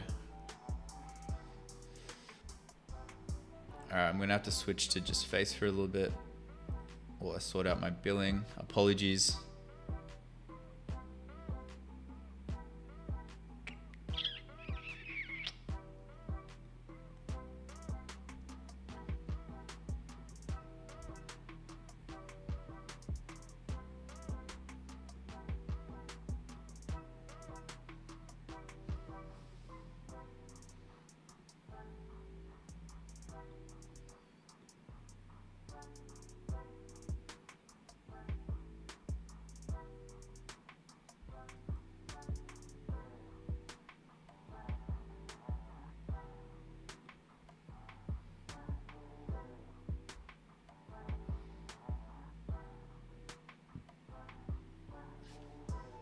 No, it's saying that my payment is set up.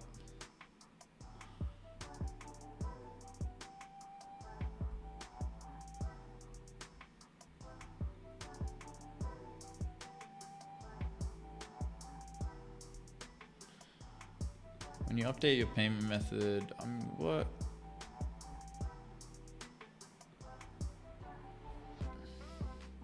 My payments seem to be fine. Now I'm confused. It says GitHub Actions workflow can't be executed on this repository. Your account's billing is currently locked. Please update your payment information.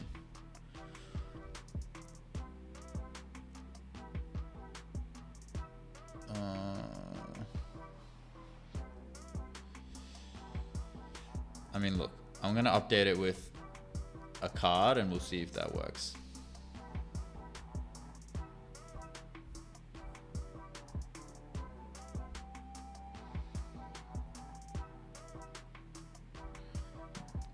Life one. How's the class treating you, brother? Is this like a new thing that you're doing, or have you been doing it for a while now? What's made you wanted to jump into this all of a sudden?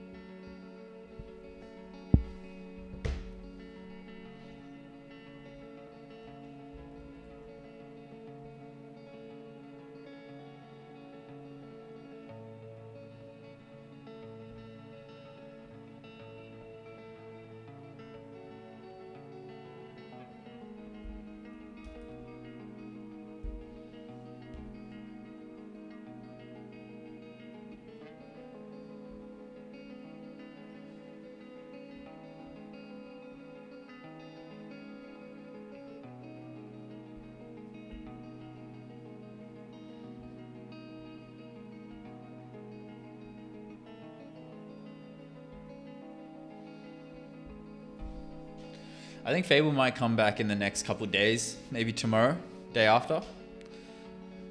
Leo Liang, what's good? The fast or the class? First day, self-employment, dole bludger pathway. Decided I will not work for the man again. I will become the man. Speaking of, I'm back to class. Be back soon. Good luck. Peace out, Slife1. Good luck with the class, bro. I want to ask you, still using OpenClaw? I feel like Hermes Agent is better now. Yeah, Hermes Agent is better. I agree.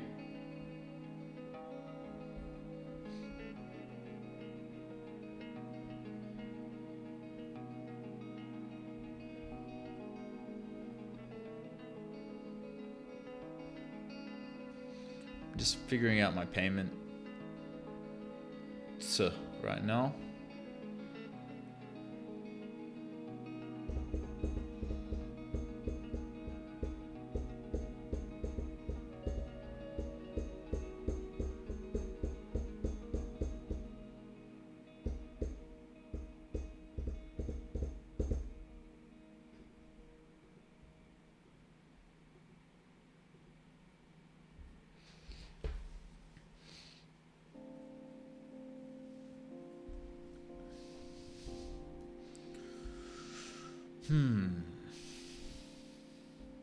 Rip OpenClaw? For real, man. I'd be curious to know their user base, like the numbers.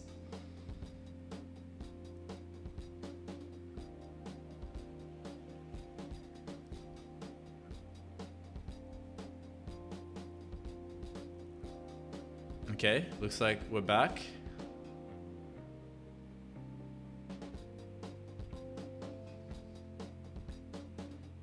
Okay, it's starting again. It should work now.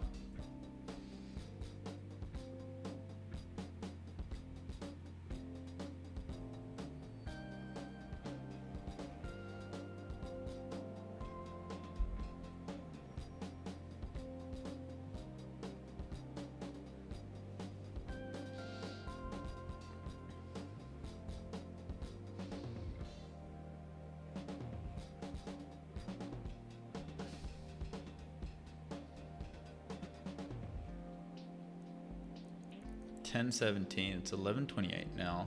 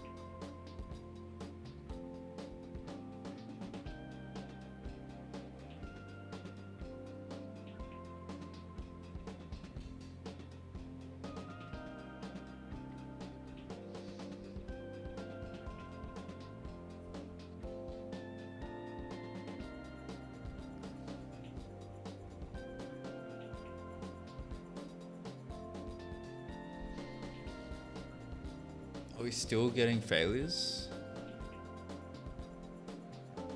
Not anymore. All right, let's see if this works. It should work.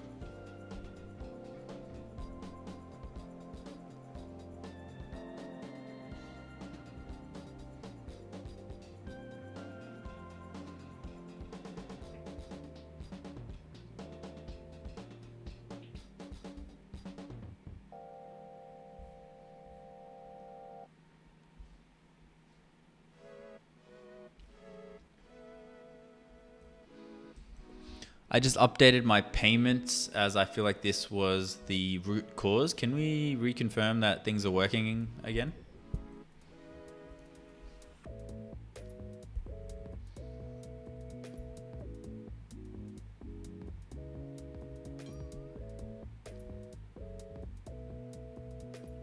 I mean, this is in progress. That's a good sign.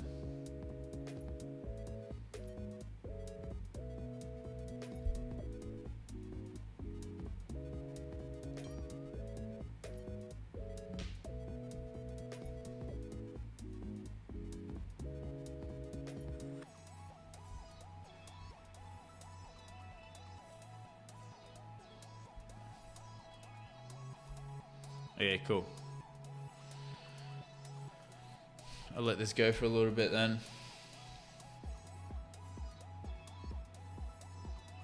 I think we're back.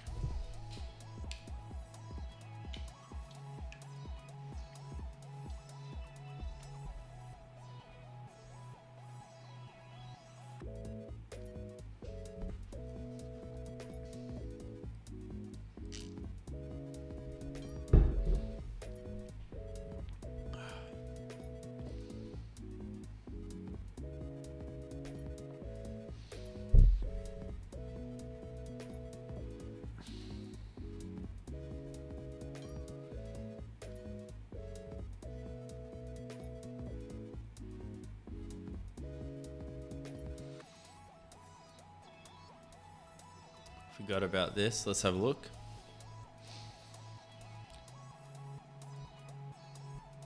Glad you're here. That's kind of cool. Glad you're here. The hell is that supposed to be?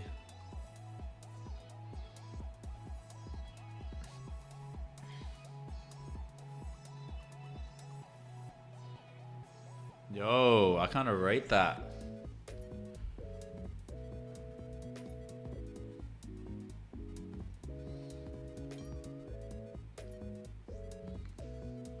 It picks the right one.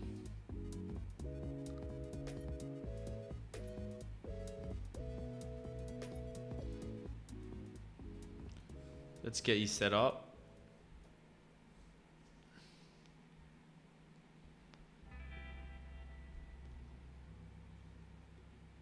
You're all set. Checking. This is kind of nice.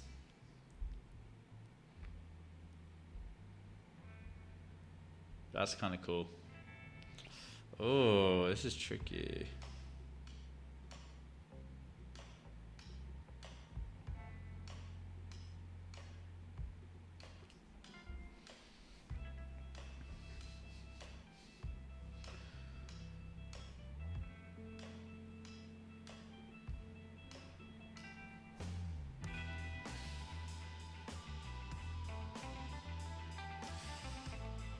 Okay, I think this A card 1.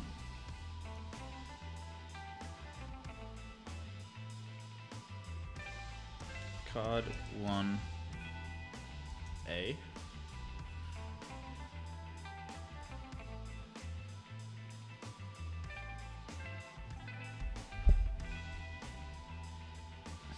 Card 2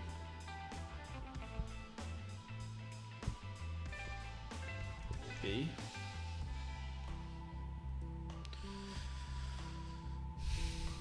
Next.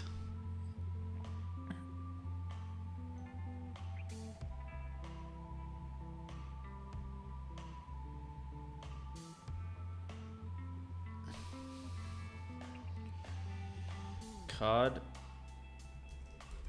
3. Let's use C's card 2 animation.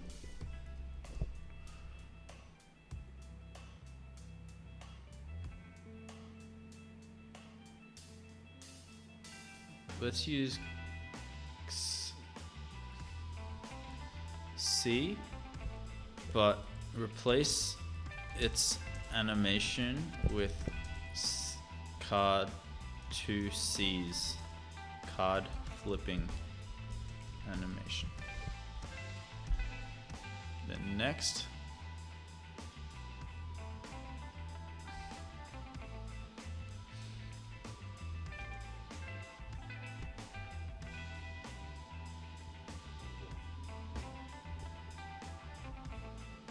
card 4, let's use C, but the user needs to be able to see the cards. Let's use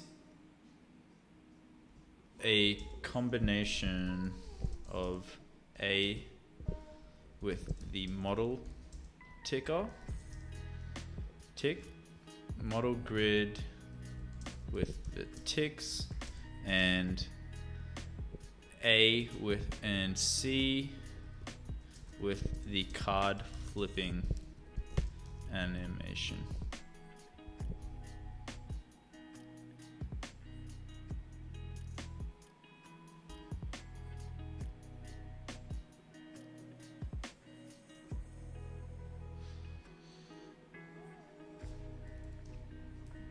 Because if something doesn't work in card 4, at least the user can see all of the models in a grid and be able to click on it, and it'll tell you like how to sign in and stuff, which is necessary. But I really like the flipping animation in C for card 4.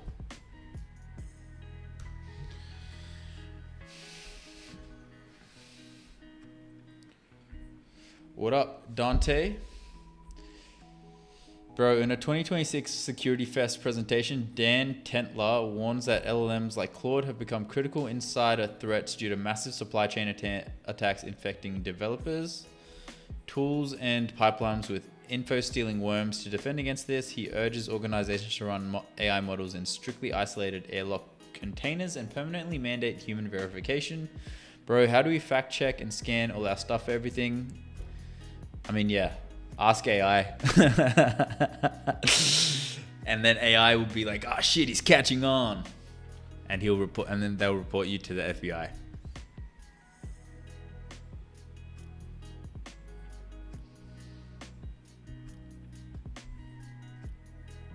Okay, that's good. We got the ACE dev problem fixed.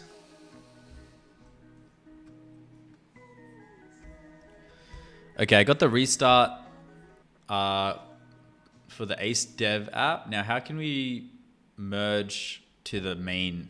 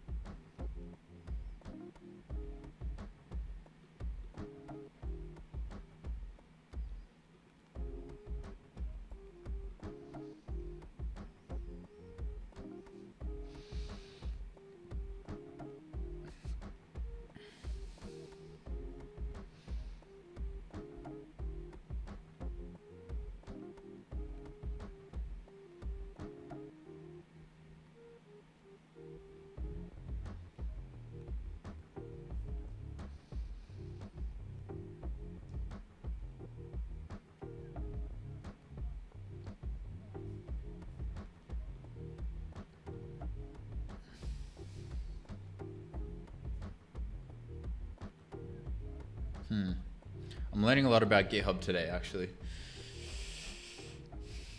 Asking the AI to check the AI is exactly the trap presentation highlighted. Relying entirely on an LLM to audit itself or its own environment is how threat actors slip info stealing worms past detections, who are overly reliant on the tools, since the goal is to build and manage a sovereign localized architecture without being a professional code auditor. The defense strategy relies on strict work, flow discipline, and the airlock principle. The director-doer dynamic must apply to security.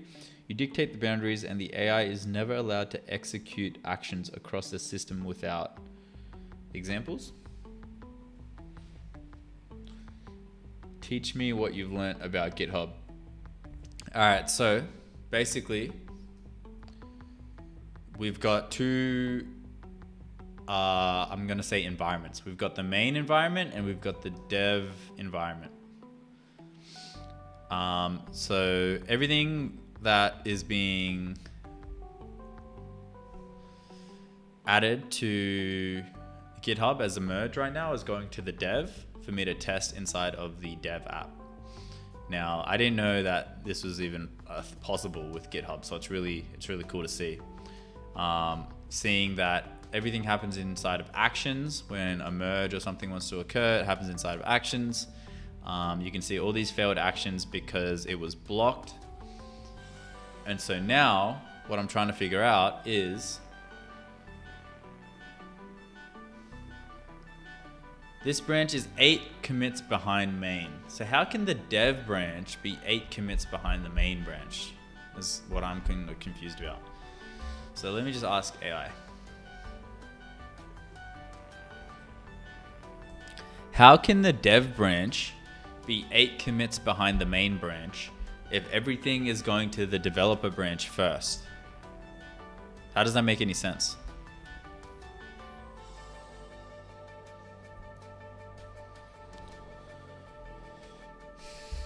Ask AI. The answer to everything, ask AI. No, but literally, like my workflow is literally like, I'm a baby. I need to ask AI the questions to understand what it is that I need to do. I see the concern. I'm reading the screenshot and also continuing to watch the production publish that is already in progress, but the short version is behind is Git history, not necessarily the product flow. This repo currently had main only history from before the dev first rule plus the new release merge commit. In the screenshot, GitHub is comparing branch tips. A dev branch can be behind main even after a dev to main release because main now has commits that dev does not have, especially the release merge commit and older main only commits. I'm checking the exact commits now, so this is concrete. Concrete result, dev is 0 commits ahead of main and 8 commits behind it. So production now contains the dev changes, but dev has not been backsynced with the production only history. Other production published finishes, I'm going to fast forward dev to main so the branch view matches the intended flow again. Thank you. Okay, cool. So what I still need to figure out is how to go from dev to main. Does anyone in chat know how to do that? How do I go from this code space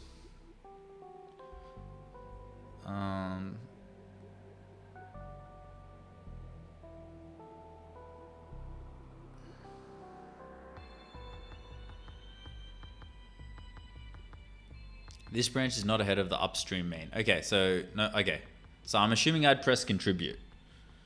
Bro, you just gave me the unlock. I'll share a custom Gemini gem with the context. I'm a new person to XYZ, so now tell me XYZ. Hee, ask AI.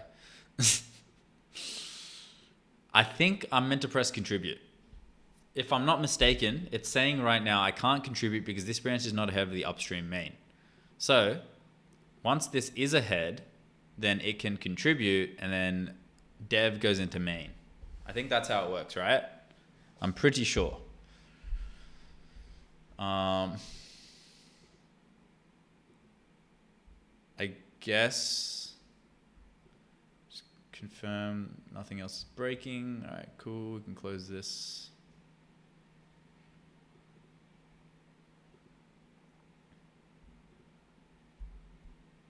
All right, cool. Everything's working now.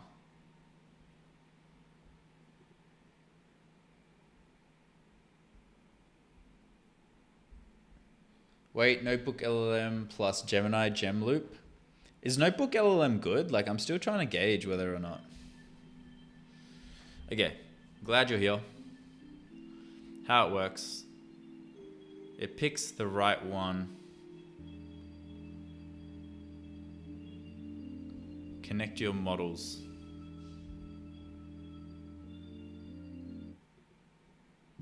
Nice. Okay.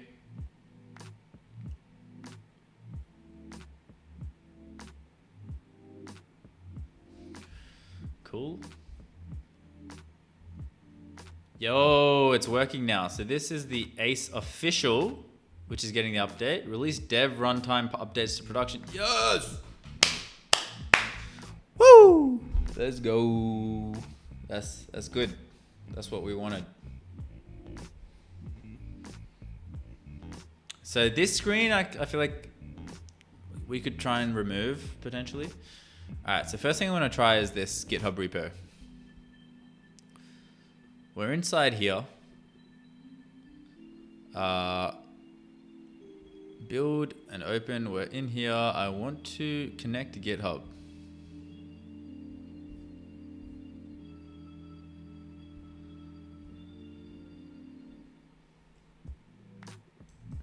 Looking good. I'd like to export as a HTML standalone.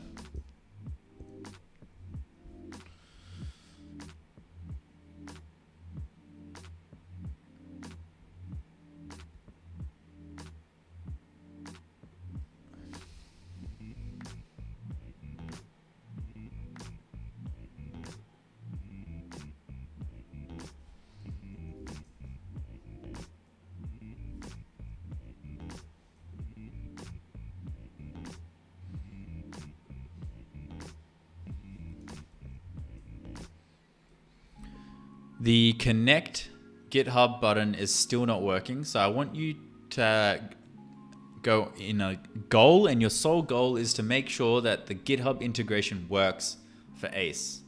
Meaning that when a user creates a project and they create an app or a website, they're able to then, create a repository specifically for that project, and they're able to, push and merge and pull, and everything needs to work. Nothing's working right now.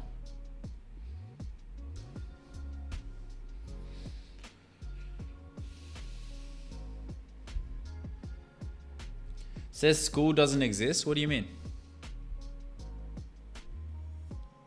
It should. That's the right URL. Bro, I'm not gonna lie, I'm making something greater and beyond what you're doing because I've continued learning while building, but you have more real life experience. I mean, literally you just did something I have. No idea what you are doing. That's funny. You're cracking me up, Dante. School is this one right here though. It should work. See right here? The about page works. This is the about. This is the same URL right here.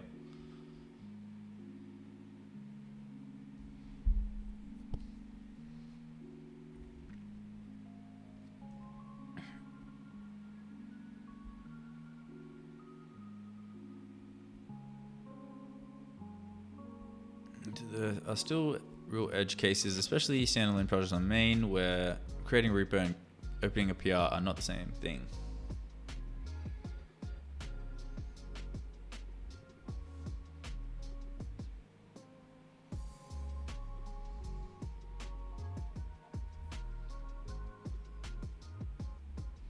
Get 8 commits behind state should be gone after refresh. Let's have a look.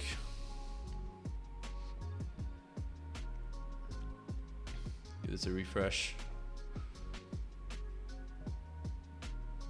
It's looking a lot better now.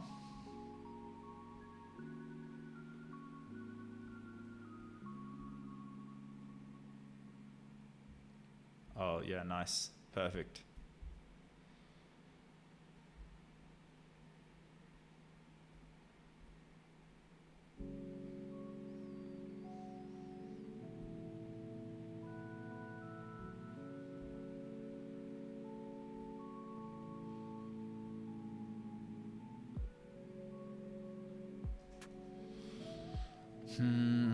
There was dev, main, dev.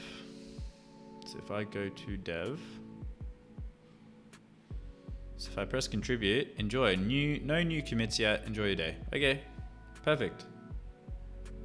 Sick.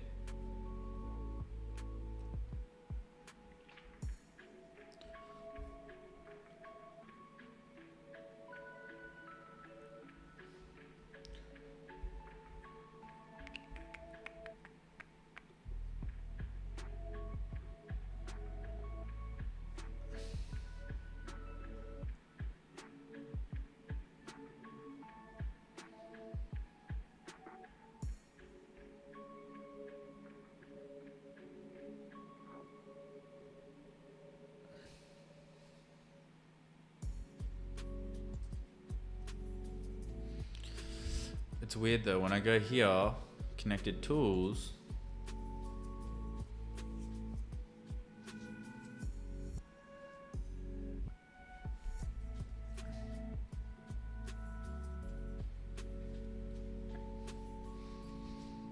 Okay, the other thing in settings.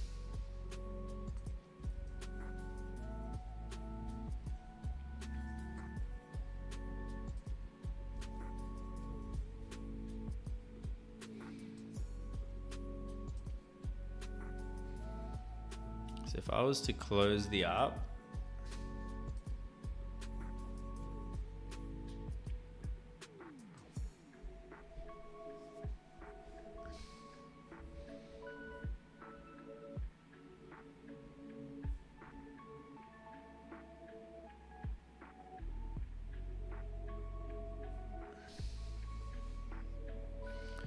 and then I opened it again.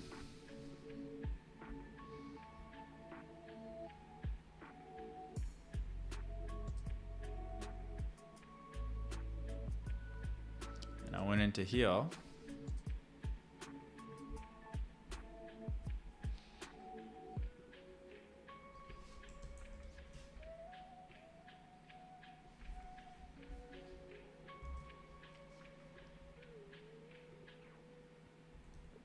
Currently, when I go into settings and then look at my connected tools, instead of showing a loading screen, it just shows like nothing's connected, and then it gives me the install and connect button, which is really bad UX because after maybe 10-20 seconds of loading, it then shows that everything is connected perfectly normally. So can we make sure that we have some sort of loading screen that pops up instead of just nothing? Because that's just bad UX.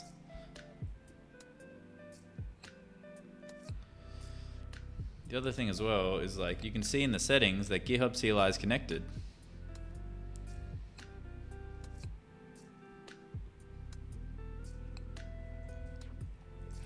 And you can see in the screenshot that in the settings, the GitHub CLI says connected.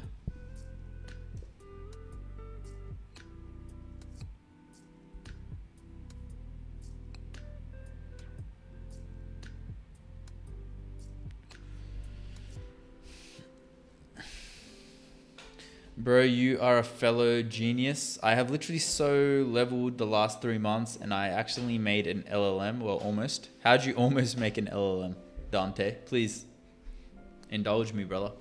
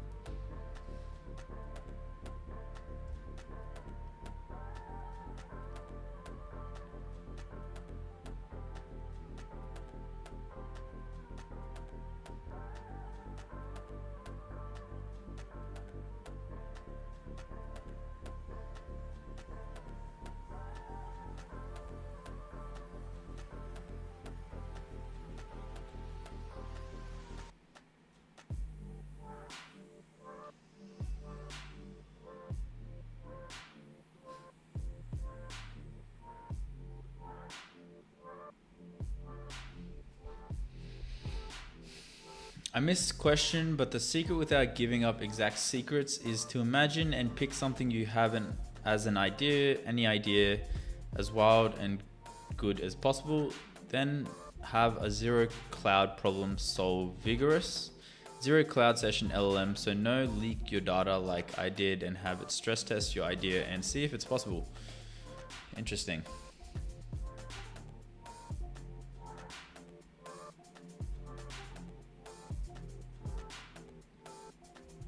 I mean, I think,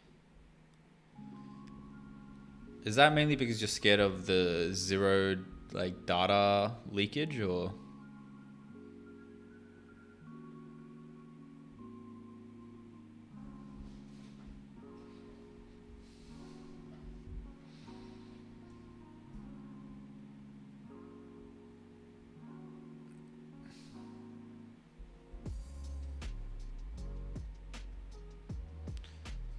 One harmful unused test parameter. The unused parameter is removed. The focus regression test succeeded, including its embedded.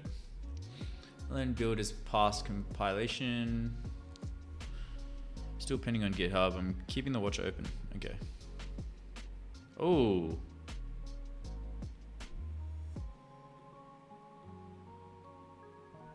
DBBB.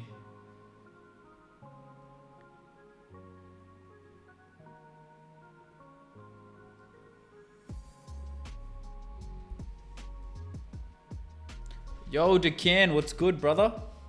How we doing, man?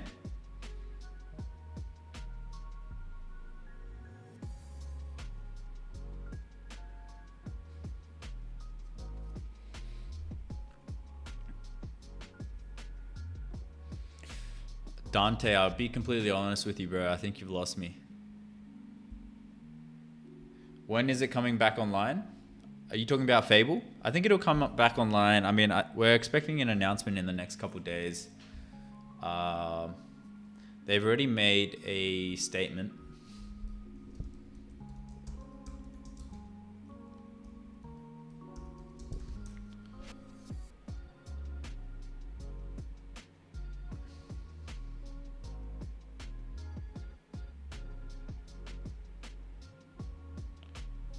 If I can find it.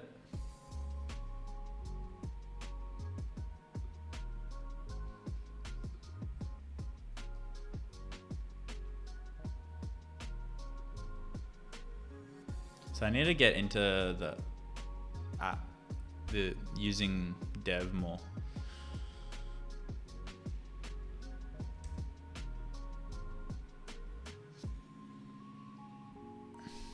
The branch is 2 commits ahead. Open a pull request to contribute your changes upstream. Whoa, so that's how you would do it. Cool.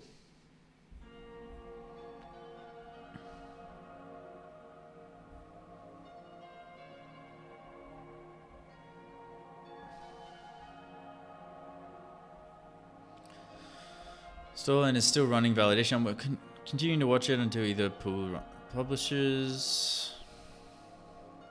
Yeah, open pull request.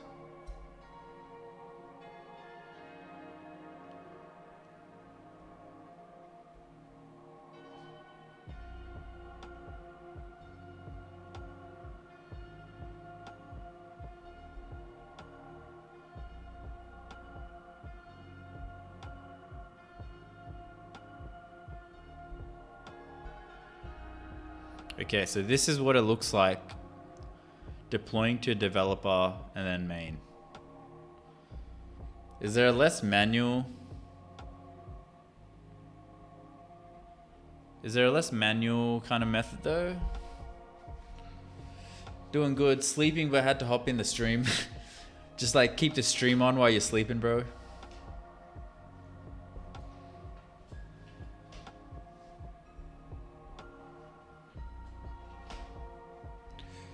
I'm an extremely fast learner. What are the main things I should know to vibe code? Been studying your content. I need to finish my dev tech end of this month. I mean, I think the biggest thing is just going out there and getting started, man. Like once you actually go and get your hands dirty and you try to build something with AI, you're going to run into a lot of problems and you're going to like learn, okay? So like how do I not run into these problems anymore? And then you backtrack. I think the number one thing when you're starting out a project is creating a PRD, product requirements document. This lets you kind of create this document that is quite detailed for the AI, that specs out your build with every possible intricacy. You basically want to ask the AI, like, can you create a product requirements document for my idea? And go from there.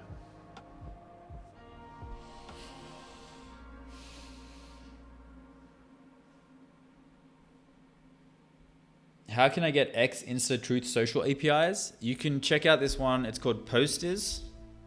This is specific for AI. This gives you API access to TikTok, Instagram, X, and a bunch of other social media platforms. I don't know if Truth Social is on there, but worth checking out.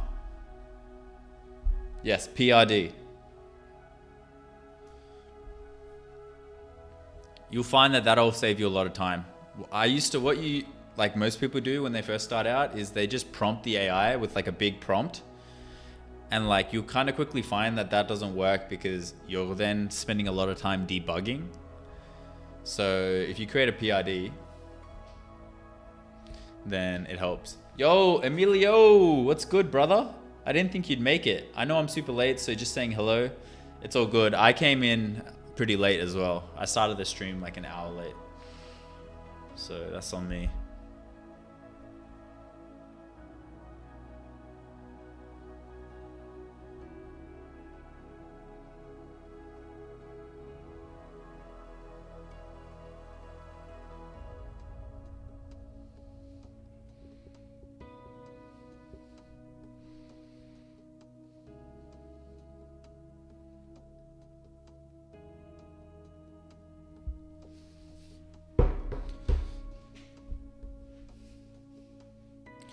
And I can connect this all in my app. Sheesh. Yes, you can.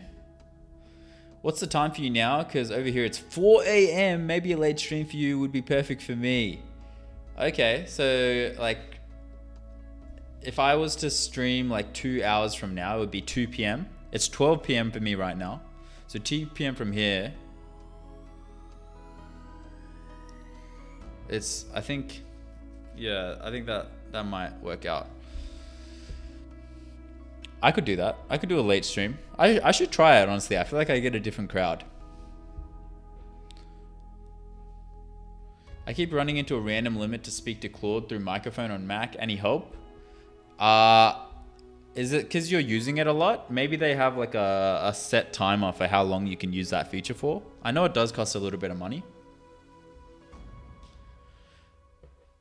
Yo, Yash Gaming, what's good? I'm currently building Ace, which is agentic coding environment. It's for vibe coders to connect more complex teams together. Bro, is it honestly possible to make money without filming content purely using AI? Of course it is, dude. It's super possible. Like, dude, let me show you an example, Prab. I'm sure everyone knows about a guy called Levelcio, right? Well, guess what? This guy is legit as, okay? He's made all of these apps. Nomads.com, 10K a month. Levelcio.com, 14K a month. 35K a month. 39K a month. 44K a month. 100K a month. So you can see that this is how much he makes from content. 14K a month. But you can see how much he actually makes from his tools, right? And so what he made this app recently, which is really interesting. And it goes into every single project he's ever made, and it says his success rate.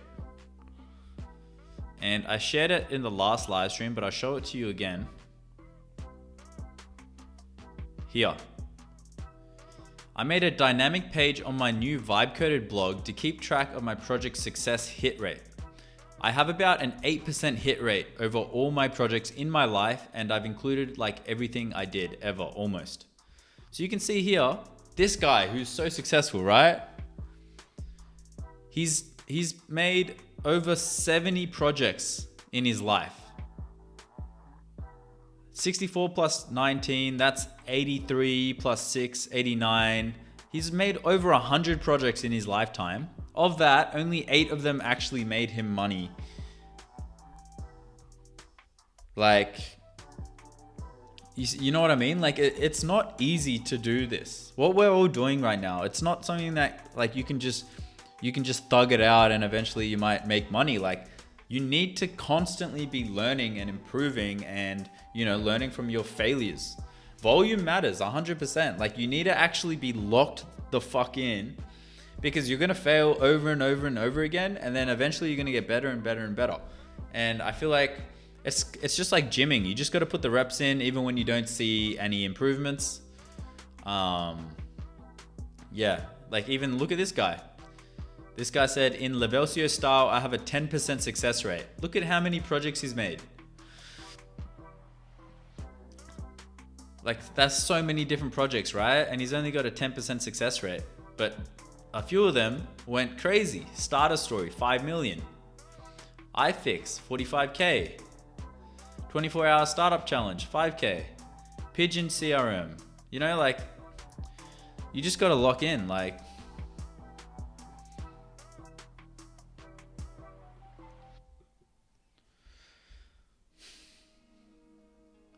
you can't expect to make it off the first project. I'm on like my 5th or 6th project now, you know? Like, the reason that my revenue's been so stagnant is because I keep failing. Like, I've launched so many different things. Dude, we spent 20 days, the first 20 days of this live stream challenge, literally building this app called Sway. And it was this prediction markets app. I thought it was going to be the coolest thing ever. I spent so much time and so many AI tokens, spent so much money, and it failed. It did so shit. And, you know, I look back on it and I'm like, wow, but I learned so much. You know, like, I learned so much about the back end and how to build like things and how to create AI insights. And it's all just learning, and it's all just prepping you, right? It's all just prep. Just consider it like, eventually when you do blow up and when you do make that successful app, everything that happened before it led up to that moment, you know? And so if you're trying to build an app, you're going to fail and fail and fail, and eventually you might succeed. And that's what we're trying to do here. Jose, how we doing, brother? The fuck, that's sick. Volume matters. Amen, brother. If it was easy, everyone would be doing it. Exactly. I mean, making something is easy, but making money out of it, that's difficult. It's crazy how vibe coding have made it so much possible for a single person to create an actual app. There's a man that made 30 mil solo. Yeah, I mean, we've also seen the first solo billionaire, right? Him and his brother with a bunch of AI agents have been able to create this medical company. It's pretty crazy. I'm an IRL full stack developer, been coding for 10 years, but who gives a shit? I mean, the thing is as well, Prab, like, you have a huge advantage compared to me, right? Because you are able to straight away pinpoint where the problem comes from. So debugging is a lot easier.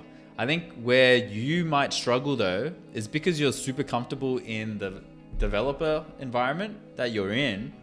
When it comes to actually going out and finding customers, you might be a bit more hesitant, and there might be a bit more of a barrier to do that type of work. Am I right? Because we're humans, right? Human nature, you just want to do what you're good at. And so because you've been developing for so long, I bet you just want to keep building apps. When it comes to actually marketing and finding customers, you're a bit more like, because it's hard, you know? I feel you.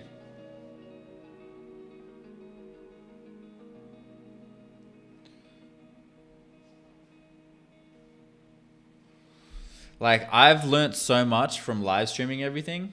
I'm not gonna lie. Like, when I first started out, I made so many errors, and there's always someone to correct me, you know? And it was a little bit daunting at first. And I'm like, man, like, let me just vibe code. But eventually I realized, like, holy shit. Like, the people in my chat are like Prab, who have been developers for 10 years. I'm coming into this space fresh. And I've got like people like coaching me in the chat, like, yo, bro, you shouldn't be doing that. And it was actually really helpful. And I feel like it's sped up my growth a lot. So, you know, as much as it might be difficult to do what I'm doing, which is vibe coding and live streaming, like, not everyone wants to be doing that. Damn, I made 44 contributions that day. Holy shit.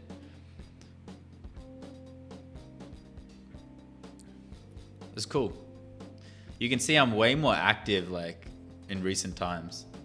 I was in Melbourne this whole, you can kind of see like the holidays.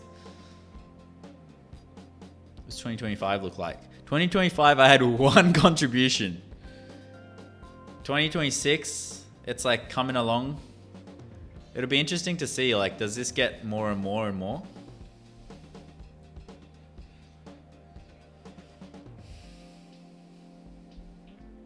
Yeah, bro, I don't know how to find customers or think of unique ideas. I think part of like coming up with a good app is like you need to be able to you need to have substance in your life. And I'm not just talking about like, you know, doing your work, you know, like even like part of me being a content creator, I need to have like a level of like, I need to have hobbies. I need to like have differentiators that make me unique to everyone else out there that can help me kind of produce ideas. Like think about MKBHD, for example, the biggest tech reviewer in the world. He has, he does ultimate frisbee in his spare time. You know what I mean? And so like, I feel like him having the ability to like have these additional hobbies helps him step out of his work zone and helps him come up with new ideas and think of the world a little differently, which makes his perspective unique. Same with you guys. You need to be like thinking about your hobbies and what are you doing in your free time? You know, are you a gardener? Do you like cooking? Think of what you enjoy and then build an app for that. You know, don't build an app for your work, I feel. I mean, you could build an app for your work, but yeah.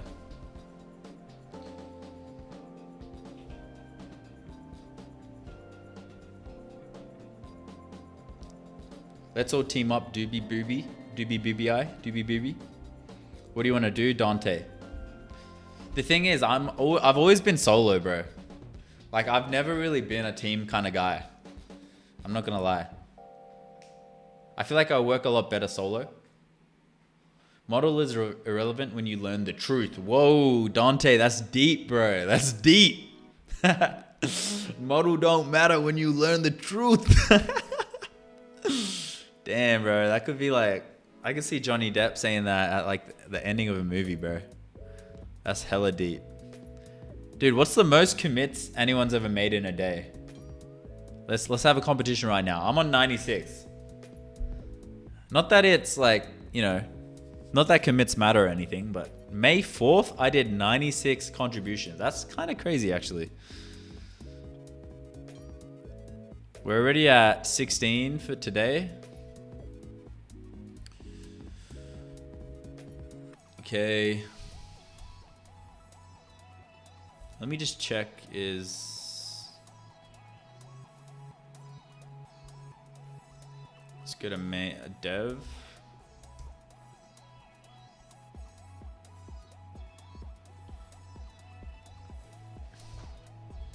Let me look at my checklist, actually. Yo, we've actually checked everything off the list. Maybe we launch next live stream, guys.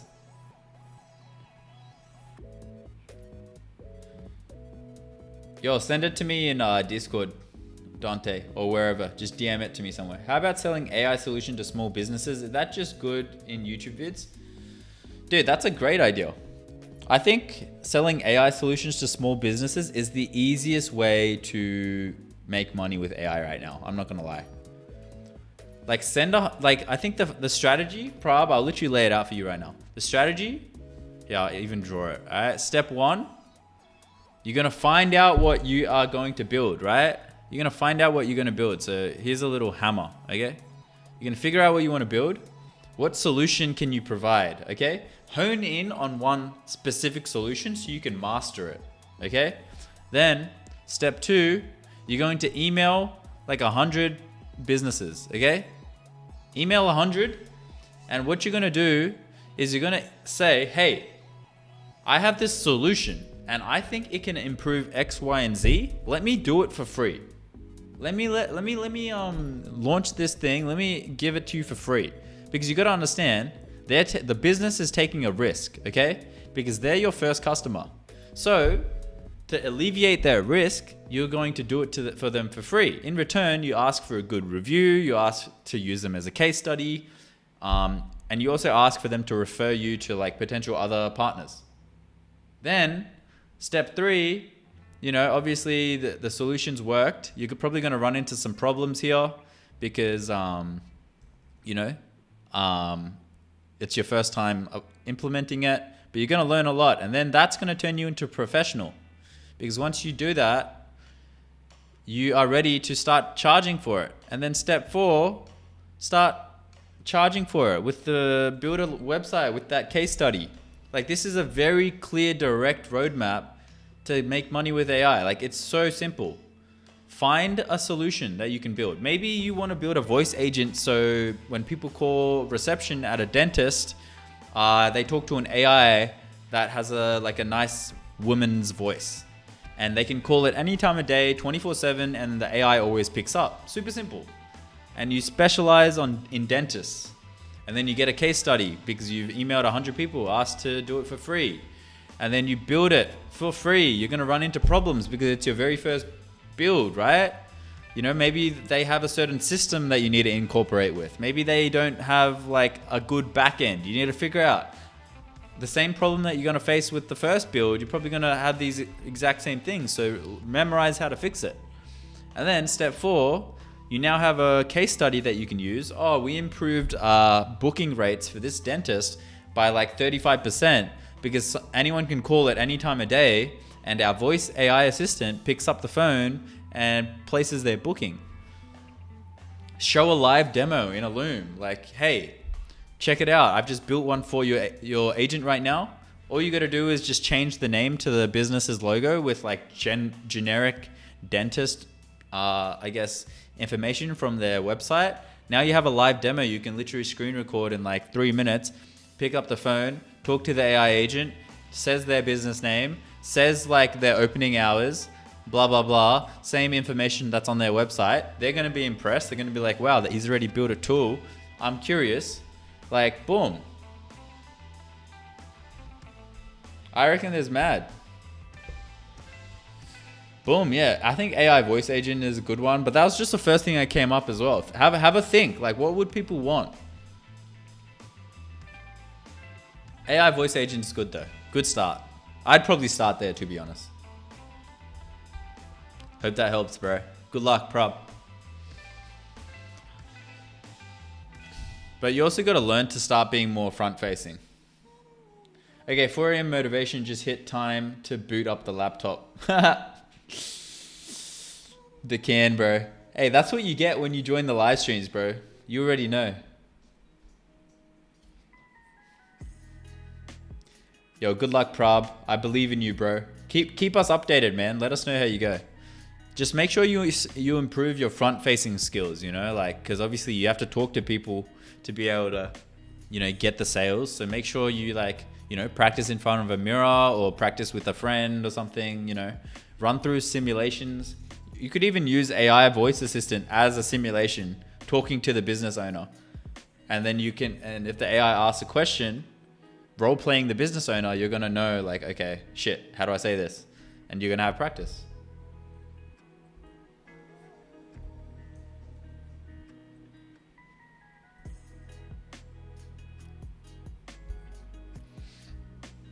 All right. Anyway, getting distracted. Dante's going wild. I have no idea what he's talking about. Dante, I'm not gonna lie. You've completely lost me, bro. Good job with the options trading, though. sounds pretty mad, actually.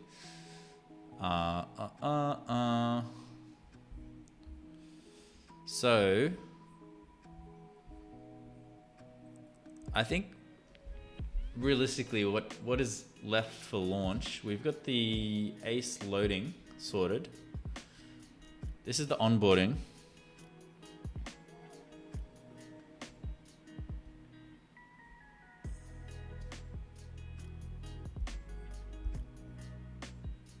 Did I download? I think it downloaded. Okay.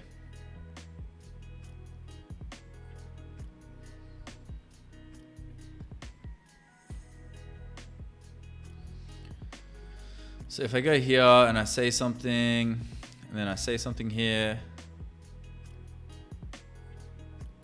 and oh, nice. Okay.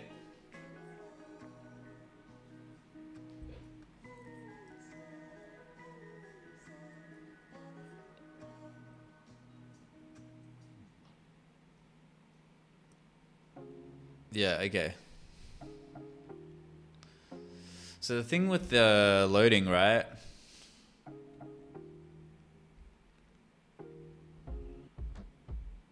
Fix connected tools loading. Settings, and then look at my connected tools. We fix that.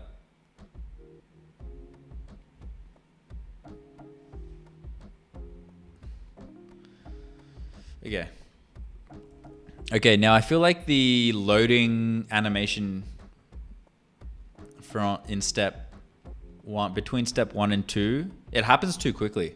So that first thing where it kind of sweeps the chat, I think that should happen like for a few seconds before going to the next page. Because I noticed that the animation the complete animation finished in like 5-10 seconds, and then it took another 10-20 seconds to load the actual questions. So we kind of want to make it feel like it's progressing evenly throughout the loading process.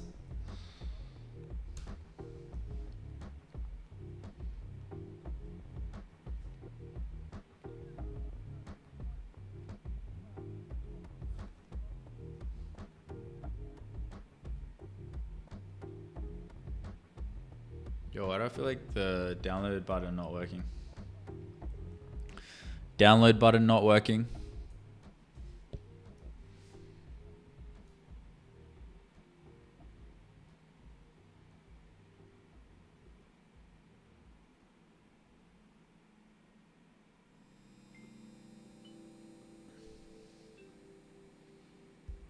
All right, it's working now.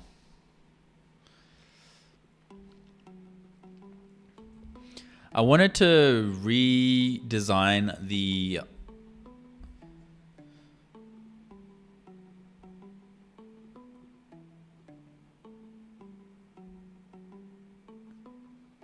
tool setup guide that pops up at the very start, that kind of onboarding flow that pops up where it kind of welcomes a new user into the app for the very first time. I want to kind of redesign it a little bit.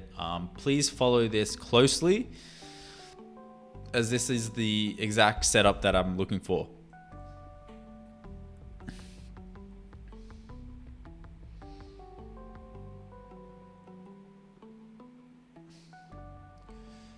It would be cool if I could make the default GPT 5.5 thinking. I'd like if I could turn on goal mode by default. Start new chat in fast mode. Use Claude Code in Chrome.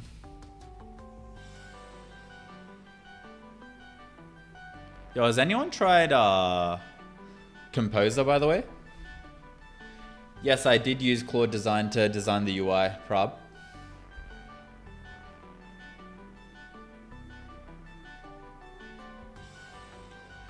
A guy with a trash company is telling me build a solution for him, and for every customer he's gonna pay me 30%. Nah, don't do that, bro.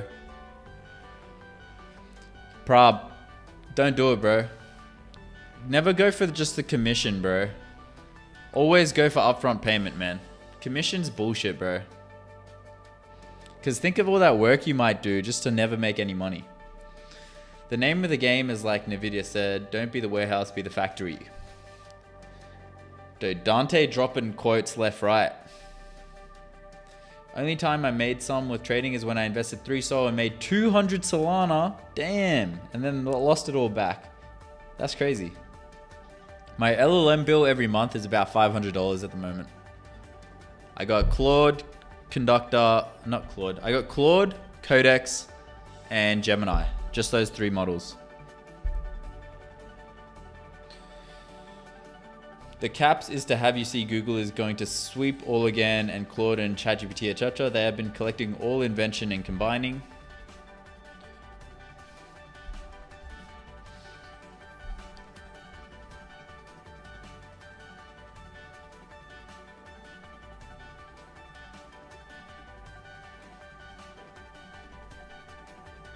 I was about to do, but the thing is that I need to run ads and all that shit. I mean, you can just do 100 emails, bro. Literally just go into ChatGPT or whatever model you use, bro, and just say, Hey, my plan failed. Because I got a new card, so I need to do that. Hey, I have a product I want to provide, a voice agent for local businesses, specifically dentists. So can you give me 100 emails, do a deep research, find me 100 emails to reach out to for different dentists across Australia, and then also give me a catered custom opening response to send them that very first email. It should be short and sweet, talking about voice agents and how I can operate AI voice agents for them 24/7. It's completely free of charge because they'd be my first customer, and I just want a really good case study in return. They could give me a good review and potentially refer me to any other dentists that they have contact with. Boom. Then you're just going to go in here. You're going to go pro. You used to have the option and then deep research, and then hit enter. And now ChatGPT is literally going to go out and find 100 different emails for you, bro. And now you just got to reach out to all of them. Now, I'm not going to start this, but yeah, it's that easy, bro. You can just do shit. Hey, I discovered Conductor thanks to you. It's so amazing. Yo, Neutronic, how good is it, bro? It's so good, hey. Once you start, you just can't not use it anymore. It's funny.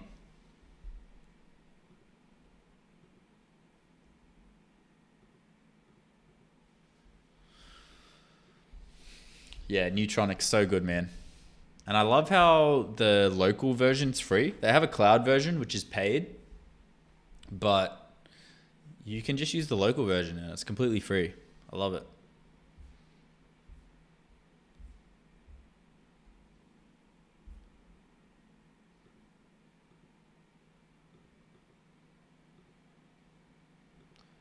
Cool.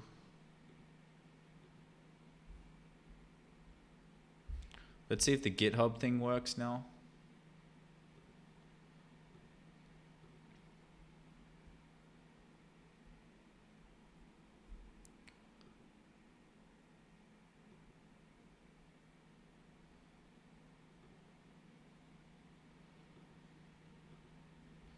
Like it says GitHub is connected.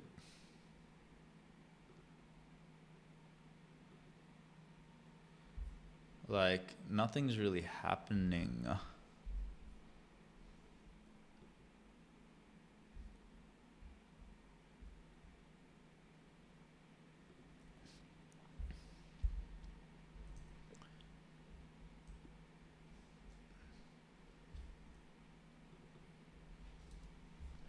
Let me go in dev.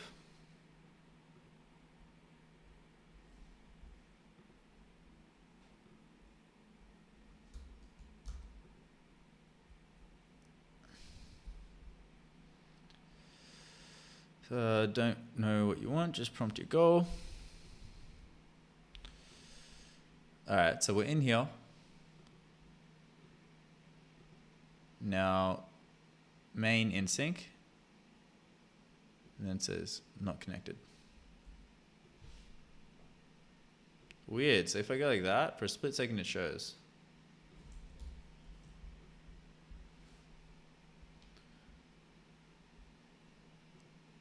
Okay.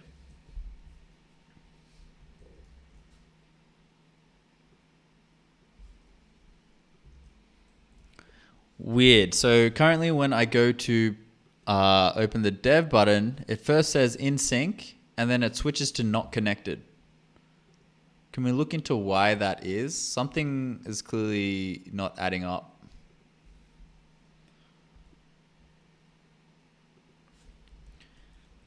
Again, this is for the individual project. When I go into connected tools, it says GitHub CLI is connected. But inside the individual project, for some reason, it's not working.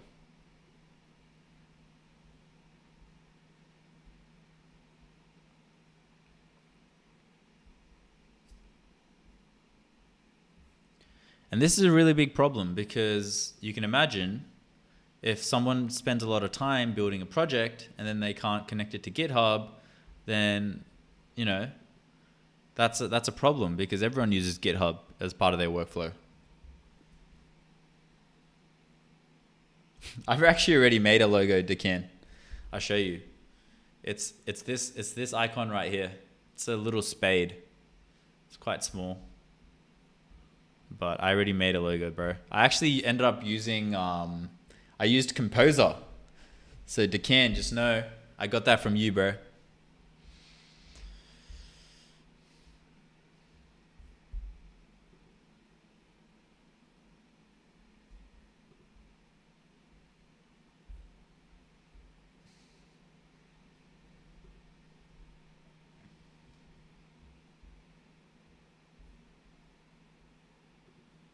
Quick review.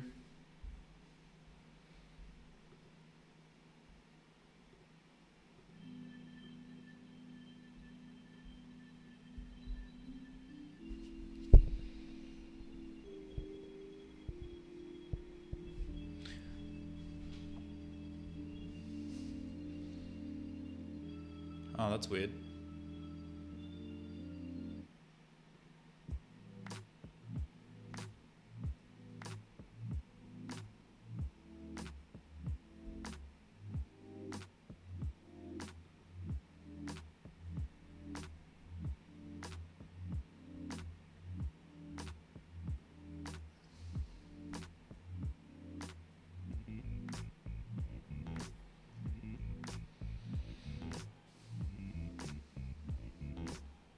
Man, once Fable comes back out, bro is stepping up the logo game.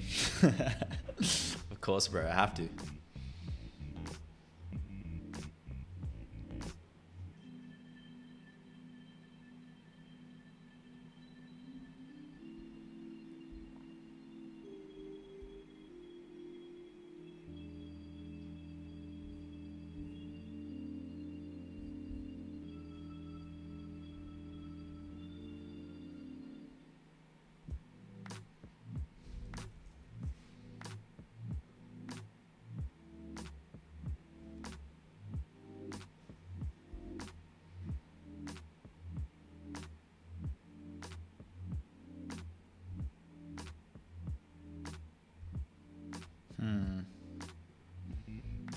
Weird.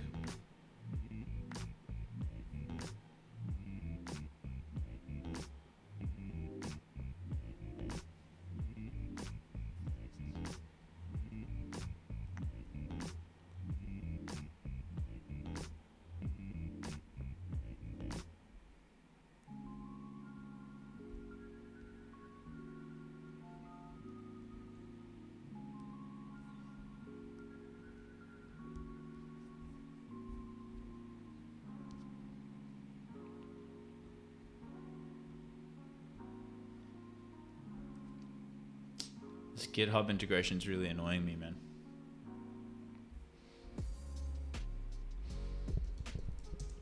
App integration docs.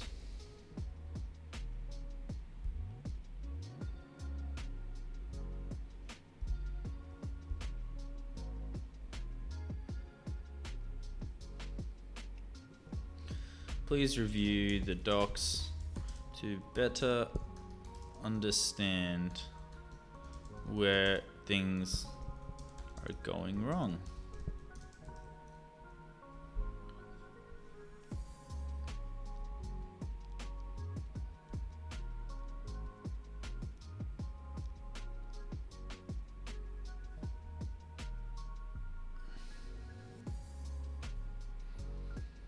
Connected tools loading, no code findings. We can go create PR.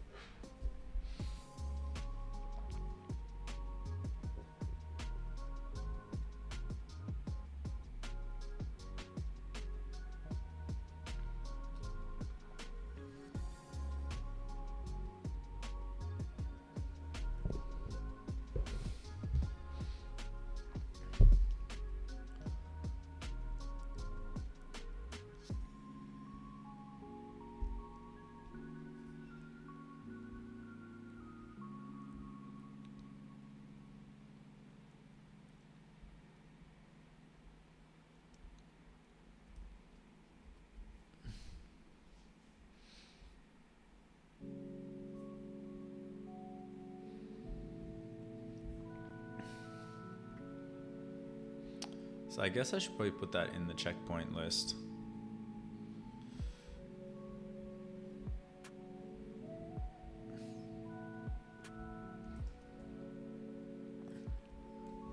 GitHub integration works. And then I'll just say final test.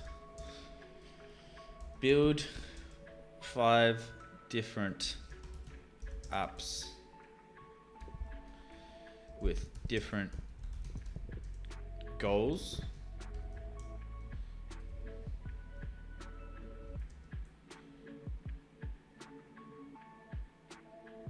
And I think one more I'm going to add is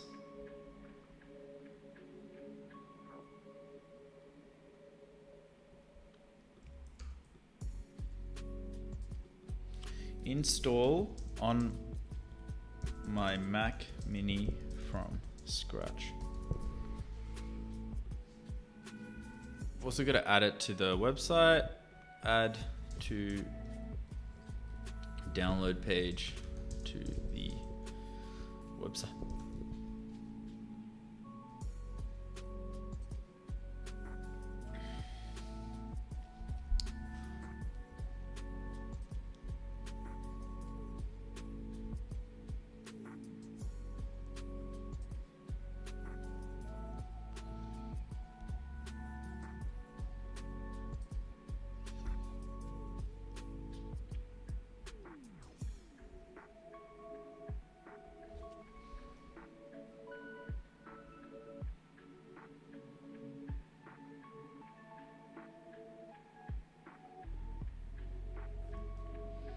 Merge up. I'm gonna go.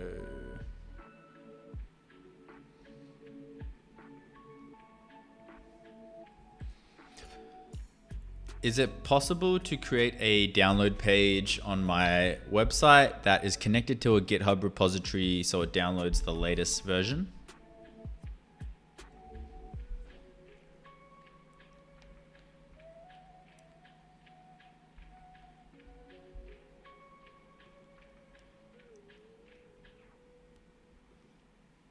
Probably didn't need Pro for this.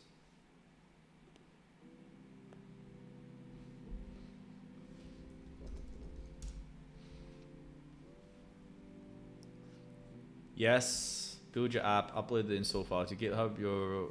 Use this URL pattern. Okay, cool.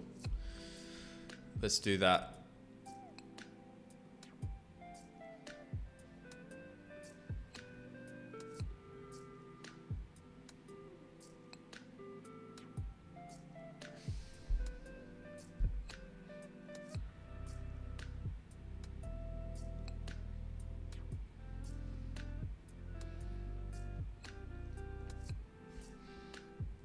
Go design that page.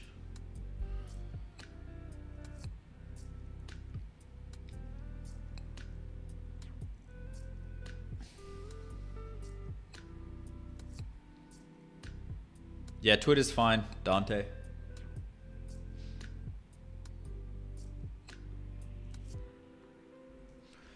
I need to create a download page for the landing page. Basically, the download is going to allow the user to download the app. It is just going to be for Mac users only. Can you create 3 alternatives for what the page could look like? It's just going to be a simple single page that users can get to from the landing page.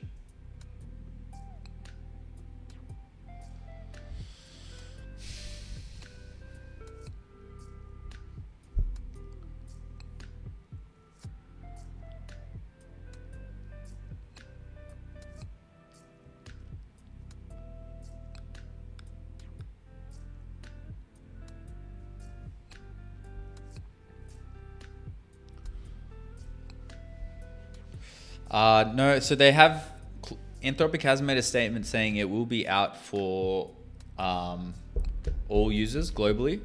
And they haven't said when, but it will be, they said shortly or soon. So I don't know if that's tomorrow, the day after, or whenever that might be.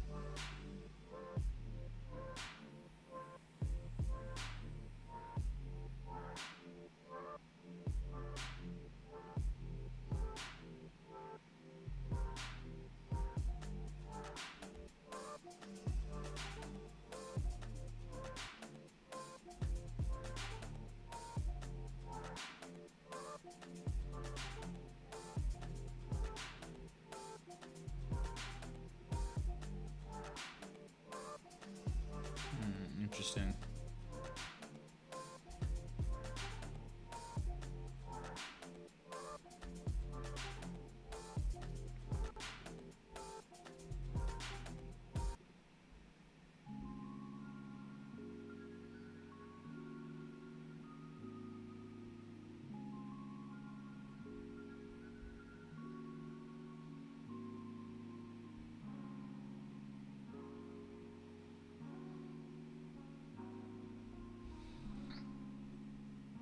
Dude, this would be a crazy workflow.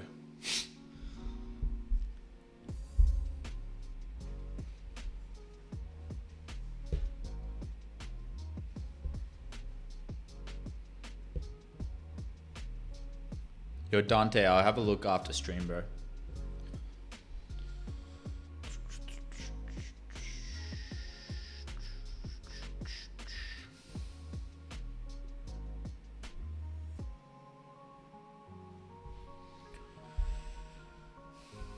Is there a market selling an app in Dubai?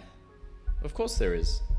Why wouldn't there be? There'd be a market for selling apps locally, for sure. Dubai would be massive for it.